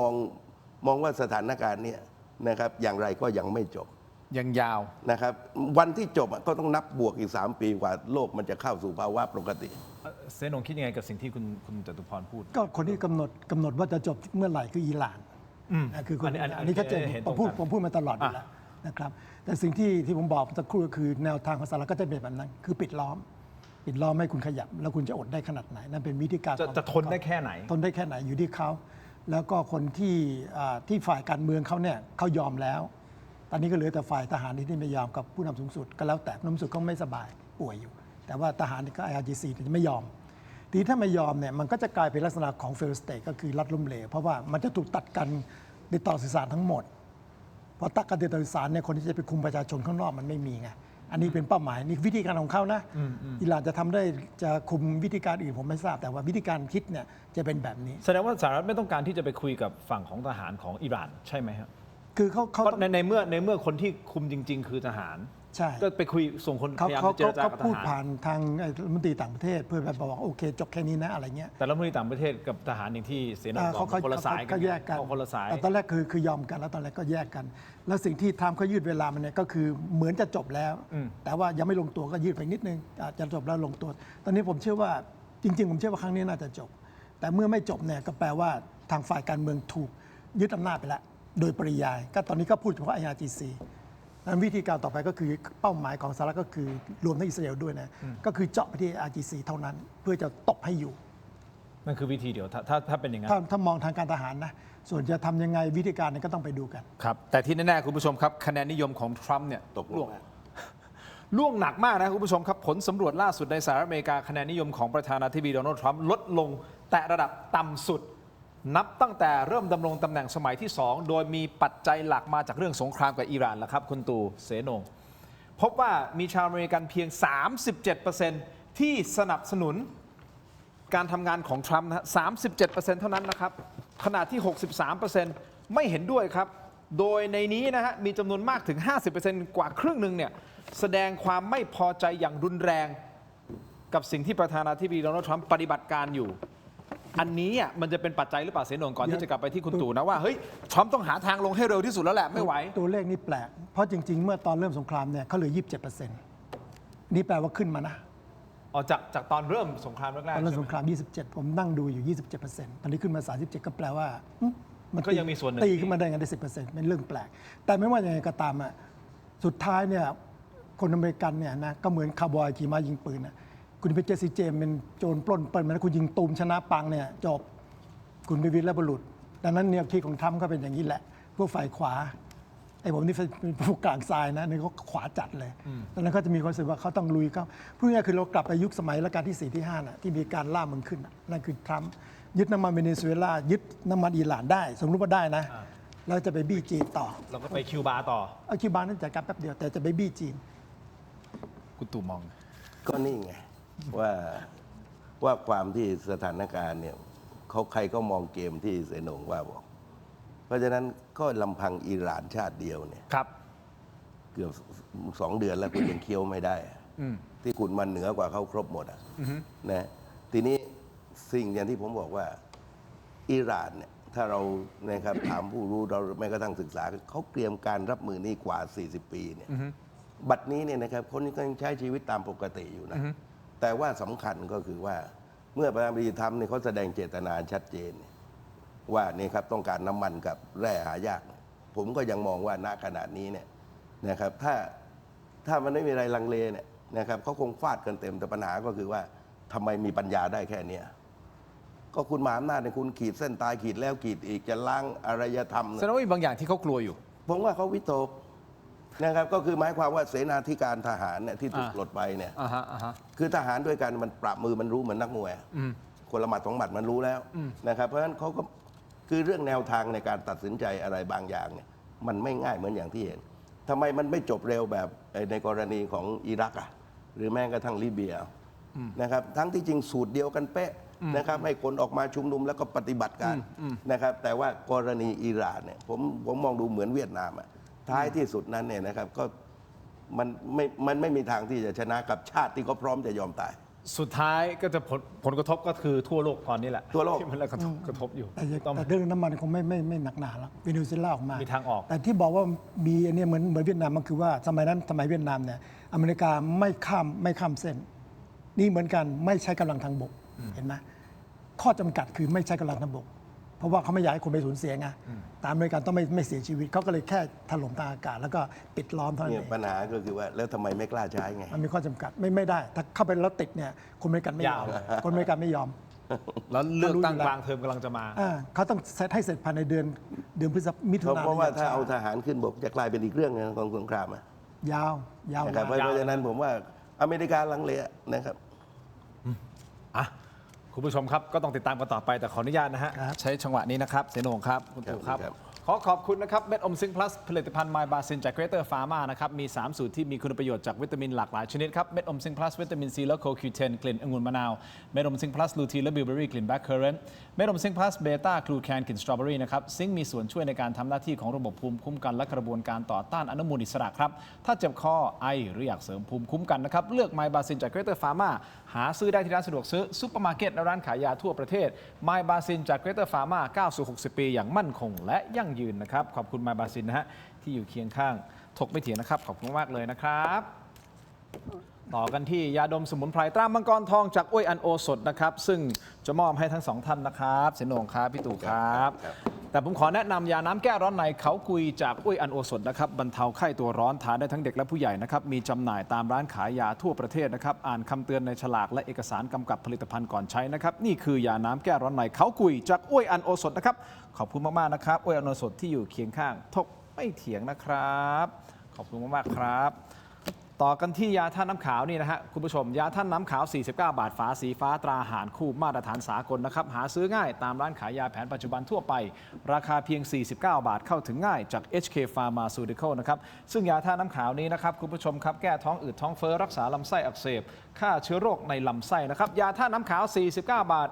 ฝาสีฟ้าตราหารคู่ขอบคุณมากๆนะครับขอบคุณมากๆครับยาท่าน้ำขาวนะครับต่อกันที่ผงปรุงรสหนึ่งนะครับมีให้เลือกหลากหลายรสชาตินะครับปรุงอร่อยแน่รสหนึ่งครับไม่ว่าจะเป็นรสไก่รสหมูรสเนื้อต้มผัดแกงทอดยำหอมอร่อยได้ทันใจครับต้องรสหนึ่งนัมเบอร์วันปรุงอร่อยแน่รสหนึ่งนะครับโปรโมชั่นพิเศษ1 แถม 1และโปรโมชั่นสุดคุ้มอีกมากมายครับหาซื้อได้แล้ววันนี้ที่ Shopee Lazada TikTok Gourmet Market Foodland และซุปเปอร์มาร์เก็ตทั่วไปนะครับปรุงอร่อยแน่รสหนึ่งนะครับขอบคุณมากๆครับโอเคครับขอบคุณมากนะครับเสนงครับขอบคุณครับอ้าวเดี๋ยวเสนงต้องรีบเดินทางไปก่อนใช่ไหมครับมีภารกิจไปต่อนะครับงั้นเสนงได้ของครบถ้วนแล้วนะครับเสนงขออนุญาต ได้ เสนงก่อนขอบคุณเสนงครับขอบคุณครับ ขอบคุณ เสนงต้องไปภารกิจต่อนะครับขอบคุณมากๆครับเสนงครับขอบคุณครับอ่ะพี่ตู่แต่เรายังมีต่อ ครับ เรายังมีของดีต่อนะครับเดี๋ยวให้เสนงไปก่อนแล้วก็เดี๋ยวเราจะไปกันต่อคุณผู้ชมครับสั้นๆทีมงานรบกวนช่วยจัดของให้เสนงไปด้วยนะครับคุณผู้ชมครับเอาแหละสหรัฐอเมริกาจะจบลงอย่างไรผมเชื่อว่าประธานาธิบดีโดนัลด์ทรัมป์ก็ต้องหาทางลงให้เร็วที่สุดนะครับสถานการณ์บ้านเมืองของประเทศเราก็ต้องติดตามข่าวต่างประเทศเพื่อที่จะประเมินว่าเราจะเดินหมากไหนยังไงต่อกับการบริหารประเทศของเรานะครับก็ต้องรอดูกันต่อไปแต่ที่แน่ๆครับผมอยากจะยกระดับการดูแลผิวผู้ชายด้วยครับ ครับ ดูแลผิวผู้ชายด้วย Oriental Princess for Men นะครับที่ผสานสารสกัดธรรมชาติเข้ากับนวัตกรรมล้ำสมัยนะครับโดดเด่นด้วยเทคโนโลยี Natural Rejuvenating Complex นะครับและสารสกัดจากคาคาดูพลัมวิตามินซีสูงครับช่วยฟื้นฟูผิวให้แข็งแรงกระจ่างใสและคุมมันแบบ Multifunction นะครับครบจบทั้งผิวหน้าและผิวกายในขั้นตอนเดียวเลยนะฮะพร้อม 3 ผลิตภัณฑ์น้ำหอม Signature Scent ที่รังสรรค์ขึ้นมาเพื่อเสริมบุคลิกและสร้างความประทับใจในทุกมิตินะครับนี่คือของดีจาก Oriental Princess for Men นะครับเพราะฉะนั้นคุณผู้ชมถ้าสนใจโปรโมชั่นพิเศษครับเฉพาะรายการถกไม่เถียงเท่านั้นครับซื้อสินค้า Oriental Princess for Men ลด 50% ทันทีจากราคาปกตินะฮะเพียงสแกน QR Code ตอนนี้หน้าจอเลยฮะสแกนแล้วครับเพื่อที่จะลงทะเบียนรับโค้ดส่วนลดและนำไปใช้ที่ร้าน Oriental Princess กว่า 340 สาขาทั่วประเทศหรือคุณสามารถสั่งซื้อได้ผ่าน Line สาขานะครับพร้อมรับสิทธิ์สมาชิกตลอดชีพสำหรับลูกค้าใหม่ตั้งแต่วันนี้ถึงวันที่ 31 พฤษภาคม 2569 นะครับนี่คือ Oriental Princess นะฮะของดี for men ด้วยนะฮะพี่ตู่พวกเราเป็นผู้ชายอันนี้เหมาะสำหรับพวกเรา ครับ เรา จำเป็น ผู้ชาย นะช่วงนี้จำเป็นเริ่มแก่ ขอบคุณมาก ๆ ครับ Oriental Princess นะฮะต่อกันที่ Star Air นะครับเครื่องปรับอากาศคุณภาพของคนไทยนะครับที่ออกแบบมาเพื่อเข้าใจชีวิตจริงของทุกบ้านในเมืองร้อนแบบเรานะครับไม่ว่าคุณจะอยู่คอนโดบ้านเดี่ยวหรือพื้นที่เชิงพาณิชย์ Star Air มีให้เลือกครบทุกแบบนะครับตอบโจทย์ทุกไลฟ์สไตล์ดีไซน์ทันสมัยเย็นเร็วด้วยนะครับเงียบด้วยฮะมั่นใจได้ทั้งความทนทานและความคุ้มค่าในระยะยาวแถมช่วยประหยัดพลังงานและสำหรับใครที่กังวลเรื่องของค่าไฟช่วงหน้าร้อนนะฮะ ไม่ต้องห่วงครับ Star Air มี Air Solar Hybrid นะครับใช้พลังงานแสงอาทิตย์ประหยัดค่าไฟได้ถึง 60%คิดถึงแอร์ตัวใหม่ต้อง Star Air สนใจติดต่อได้ที่ Line @StarAir ซึ่ง Air มีคำว่า e ติดท้ายด้วยนะฮะ Star Air หรือตัวแทนจำหน่ายทั่วประเทศสามารถค้นหาตัวแทนใกล้บ้านท่านได้นะครับที่ www.starair.com ครับขอบคุณมากๆครับ Star Air นะฮะนิดนึงขออนุญาตผมขอก้มลงไปอย่างน่ากินนิดนึงครับแต่นี่ขอนิดนึงนะครับนี่คือบ็อกเซตนะฮะถกไม่เถียงครบรอบ 5 ปีถกไม่เถียงคุณผู้ชมครับมี3ไอเทมที่อยู่ในนี้ด้วยกันฮะสแกน QR Code หน้าจอตอนนี้ครับราคาเพียง799 บาทมีจำนวนจำกัดนะครับไอเทมที่1ครับเป็นเสื้อนี่เป็นเสื้อเจอร์ซี่แบบสไตล์ฟุตบอลเจอร์ซี่นะครับเนื้อผ้านุ่มสบายใส่แล้วเย็นสบายนะครับราคาตั้งนะแกรนด์สปอร์ตเขาตั้งอยู่ที่690 บาทนะฮะตัวนี้เนื้อผ้าดีเลยนะครับนี่ของดีนะครับโลโก้ถกไม่เถียงนะฮะ since 2021 next chapter หน้าหลังเป็นแบบนี้นะครับนี่คือ1ตัวที่ได้ไปแล้วนอกเหนือจากนี้มีสติกเกอร์ครับเป็นสติกเกอร์ทินน้อยร้อยอาชีพนี่ทินน้อยร้อยอาชีพ ถือว่าตั้งฉายาได้ ตั้งฉายาทินน้อยร้อยอาชีพนะครับไม่รู้อาชีพไหนดีนะฮะ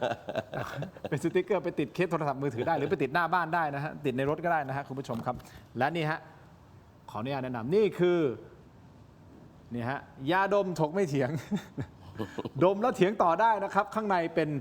ยาดมของอุ้ยอันโอสถนะครับตรามันกองทองขอบคุณมากๆนะครับอุ้ยอันโอสถนะครับเราทำเป็นเคสใส่ยาดมแบบนี้นะครับนี่เป็นโลโก้ถกไม่เถียงด้านหน้านี้แล้วก็มีที่ห้อยพวงกุญแจแบบนี้สามารถพกติดตัวไปได้นะครับทั้งหมดนี้คือ Rare Item ในบ็อกเซตนี้นะครับคุณผู้ชมครับราคาเพียง799 บาทนะครับสแกน QR Code นะฮะสั่งเข้ามาได้นะครับและนะฮะรายได้หลังหักค่าใช้จ่ายนะบางส่วนก็จะไปมอบให้กับมูลนิธิบ้านพระพรของเราด้วยนะครับขอบคุณมากๆเลยนะครับที่สนับสนุนถกไม่เถียงนะครับขอบคุณมากๆนะครับเอาแหละพี่ตู่ ครับ ประเทศตอนนี้เราอึมครึมไหม ก็พอๆกับ PM 2.5 นะ โดยรวมเป็นอย่างนี้ใช่ไหมครับ โดยรวม เราก็ต้องให้เวลารัฐบาลมา คือผมว่า สรุปสุดท้าย เขาต้องพิสูจน์ในสามารถนำพาแก้ไขปัญหาในยามวิกฤตได้หรือไม่ ครับ ผมว่าประชาชนพอถึงขั้นวิกฤตทุกคนก็พร้อมจะร่วมมือร่วมแรงร่วมใจ เพียงแต่ว่าการจัดการของรัฐบาลต้องไม่ให้ประชาชนเห็นว่ามีคนเอารัดเอาเปรียบในยามวิกฤต เจ็บด้วยกันเดือดร้อนด้วยกันลำบากด้วยกันนะครับเพราะมันหาความสุขด้วยกันไม่ได้อยู่แล้วเนี่ยนะครับเพราะฉะนั้นผมว่าก็เป็นภาระเป็นโจทย์ใหญ่ของรัฐบาล แน่นอนที่สุดนั้นเนี่ยนะครับสงครามมันก็วูบวาบ ครับ แต่อย่างไรเนี่ยนะครับผมก็เชื่อว่ามันจะจบยากวิกฤตเนี่ยนะครับเดือนหน้าเต็ม ครับ ๆนะครับแล้วผมว่าเข้ามิถุนาเนี่ยช่วงรอยต่อพฤษภามิถุนาเนี่ยเราก็คงจะเห็นความเดือดร้อนกันอยู่แล้วนะครับแต่ว่าจะถึงขั้นไหนอย่างไรนะก็เป็นหน้าที่ของรัฐบาลว่าคุณจะรับมืออย่างไร ในแต่ละมิติ เพราะว่ามันจะเต็มไปด้วยปัญหา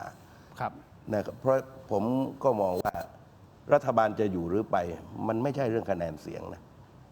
แต่เป็นเรื่องความนะครับการทำหน้าที่ความรับผิดชอบ และก็สามารถเนี่ยนะครับให้ประชาชน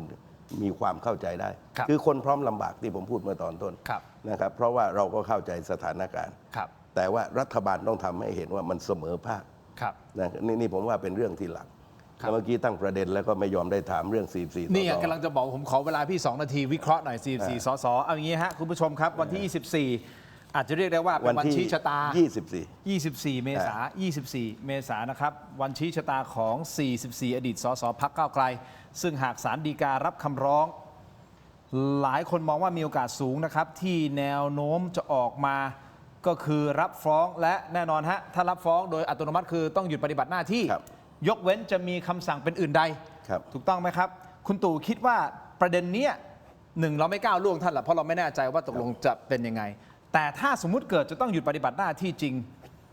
อันเนี้ยจะส่งผลต่อพรรคประชาชนมากน้อยแค่ไหน และการวินิจฉัยของศาลฎีกาในครั้งนี้จะกลายเป็นบรรทัดฐานในการเสนอแก้กฎหมายอื่นในอนาคตหรือเปล่า คือผมยังดูว่านะครับยังไม่เบ็ดเสร็จแบบ100%อาจจะมีคนเชื่อโดยทั่วไปเนี่ยนะครับว่าอย่างไรก็น่าจะไม่รอด แต่ผมก็ยังมองดูว่านะครับเอาละไม่รอดอาจจะสัก99เผื่อรอดไว้สักหนึ่งก็ยังดี ผมไม่คิดว่าจะไม่รอดทั้งหมด ครับ เช่นนะครับสมมุติว่าศาลนี่เป็นการวิเคราะห์นะครับศาลจะดูมินิจยังไงสุดแท้แต่ท่าน เช่นให้ปปชเพิ่มหลักฐานมาไหมหรือว่านะครับรับแต่ไม่ให้สั่งยุติปฏิบัติหน้าที่ก็ได้นะครับส่วนถ้าไม่สั่งเป็นอย่างอื่นก็ต้องยุติในการปฏิบัติในหน้าที่ทันทีทีนี้เนี่ยในจำนวน10 คนนั้นเนี่ยนะครับจากเดิม44ไอ้ชุดล่วงหน้าชุดพิธานะครับซึ่งถูกตัดสิทธิ์ทางการเมือง10 ปีแล้วเนี่ยก็จะพ่วงนะครับสุ่มเสี่ยงกับการถูกตัดสิทธิ์ทางการเมืองตลอดชีวิต แต่ผมดูว่าเขาก็รับมือดีกันอยู่ เช่นคุณเท้งเองก็ขยับมาเป็นเลขาพรรคเนี่ยให้อาจารย์ต้นขึ้นหัวหน้าก็แปลความว่าเขาก็บริหารกันแบบไม่ต้องติดยึดอะไรมาเป็นหัวหน้าแล้วมาเป็นเลขาเนี่ยซึ่งทางการเมืองปกติเขาจะไม่ทำกันนะแต่ว่าเขาก็บริหารกันตามสภาพ เพราะว่าถ้าศาลสั่งเนี่ยและผมก็เชื่อว่าโดยที่ผ่านมานั้นเนี่ยตั้งแต่กรณียุบพรรคตั้งแต่อนาคตใหม่ยันพรรคก้าวไกลเนี่ยเขาจะไม่ใช้วิธีลาออกก่อนนะครับซึ่งถ้าเป็นพรรคการเมืองอื่นนั้นเนี่ยถ้ารู้อนาคตที่ชัดเจนเนี่ยจะต้องลาออกเพื่อให้ผู้แทนขยับนี่ในกรณีเคสยุบพรรคแต่ว่าในกรณีนี้เนี่ยนะครับถ้า10 คนไม่ได้ทำหน้าที่ความเป็นจริงนั้นเสียงไม่มีผลหายไป10ก็ไม่ได้มีผลอะไรแต่ว่าบุคลากรทางการเมืองต่างหากเพราะว่าใน10 คนที่เหลืออยู่ในขณะนี้เนี่ยก็ล้วนแต่เป็นบุคคลที่สำคัญกันแบบเป็นคีย์แมนคุณรังสิมันต์โรมคุณไหมศิริกัญญาวิโรจน์วิโรจน์ไม่ได้เข้าสภารอบนี้เขาก็เป็นบุคลากรที่สำคัญคือนักการเมืองพรรคการเมืองเนี่ยการจะสร้างคนการเมืองมาสักคนหนึ่งเนี่ยมันไม่ได้ง่ายนะครับ500 คนเนี่ยนะครับถามว่าเราที่ผมพูดทุกครั้งก็คือว่ามันจะมี 10% เท่านั้นนะที่ทำหน้าที่กันในสภาและก็เห็นบทบาทก็คือแปลความว่าแต่ละยุคเนี่ย500มีแค่50เท่านั้นที่เหลือเขาอาจจะไปทำหน้าที่กรรมาธิการนู่นนี่นั่นเนี่ยแต่ว่ามนุษยสภาจริงๆมันมีประมาณอยู่เท่านี้ทีนี้ในส่วนพรรคประชาชนแน่นอนที่เขาก็ต้องรับมือสถานการณ์เพียงแต่ว่านะครับการที่จะพัฒนาบุคลากรเนี่ยเข้าสภาเนี่ยมันไม่ใช่เรื่องที่ง่ายนะครับการให้คนไปเป็นสสอาจจะง่ายแต่ว่าเข้าไปเป็นสสแล้วมีบทบาทมีศักยภาพผมว่าเป็นเรื่องที่ยากมากที่สุดวันนี้ผู้ช่วยหาเสียงเขาอาจจะมากที่สุดกว่าทุกภาคการเมืองเพียงแต่ว่าผมว่าก็เป็นเรื่องที่น่าเสียดายหลายคนสมมติคดีถึงที่สุดถูกตัดสิทธิ์ตลอดชีวิตนะครับก็หมายความว่าเนี่ยนะครับคนเราที่เราเห็นชื่อกันก่อนหน้านี้และปัจจุบันเนี่ยก็ต้องปิดฉากกันโดยปริยายปิดฉากชีวิตทางการเมืองเลยที่เคยพูดว่าเวลาอยู่ข้างเรามันไม่ใช่เวลามันไม่เหลืออยู่ข้างเรานะคือคนหนุ่มคนสาวเนี่ยตอนที่เราสู้ตอนหนุ่มๆเนี่ยเรามักจะมีคำฝันปลอบใจว่าอย่างไรเวลามันอยู่ข้างเราพอนานวันเข้าเวลาเราก็หมดไปด้วยเวลามันไม่เคยอยู่ข้างใครนะครับในโลกของความเป็นจริงเพราะฉะนั้นผมว่าอย่างไรก็ตามมันมีอีกหลากหลายช่องทางคือผมไม่อยากกรณีนี้ไม่อยากฟันธง100%จากเดิมเนี่ยคิดจะฟันธง100แต่ว่าผมก็ดูความรู้สึกนะครับผมก็เคยผ่านบทนี้มาแล้วเนี่ยบางทีมันไปเรียกอะไรกันไม่ได้เหมือนนะครับถูกถอนประกันนะครับไปเขียนใบสมัครสสในเรือนจำแบบผมนี่แหละแล้วก็เสร็จแล้วขออนุญาตมาใช้สิทธิ์ศาลไม่อนุญาตแล้วก็กกต.ชี้ว่าต่อมาเนี่ยเข้ามาสอยทีหลังว่าการไม่ไปใช้สิทธิ์ทำให้ขาดคุณสมบัติแล้วศาลรัฐธรรมนูญนะครับก็ไปชี้ว่าขาดคุณสมบัติเพราะไม่ได้ไปใช้สิทธิ์ต่อมาคดีนั้นเนี่ยศาลยกหมายความว่าจบเนี่ยนะครับที่เอาผมไปขังเนี่ยนะครับศาลยกแล้วก็คดีจบผมไปร้องหาความเป็นธรรมที่ไหนไม่ได้หรือแม้แต่กระทั่งว่าสหภาพรัฐสภาโลกในประชุมที่เมืองฟีเบกแคนาดาเคสผมเป็นเคสตัวอย่าง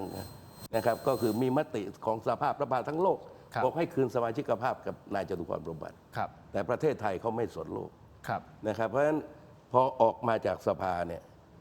โอกาสจะกลับมานี่มันไม่ง่ายแล้วในกรณีนี้จะหนักกว่าเพราะว่าโทษคือถูกตัดสิทธิ์ตลอดชีวิตนะครับยกเว้นว่าจะมีรัฐธรรมนูญทำเขียนเป็นอย่างอื่นนะครับในฉบับหลังนะครับเพราะฉะนั้นในวันที่ 24 นี้นะครับก็มี3ทางนั้นนะครับก็คือ1ไอ้ปปชเอาเรื่องกับเพิ่มพยานหลักฐานมา2ก็คือนะครับรับไม่สั่งยุติปฏิบัติหน้าที่3ก็คือรับแล้วก็ยุติปฏิบัติหน้าที่ก็มีเท่านี้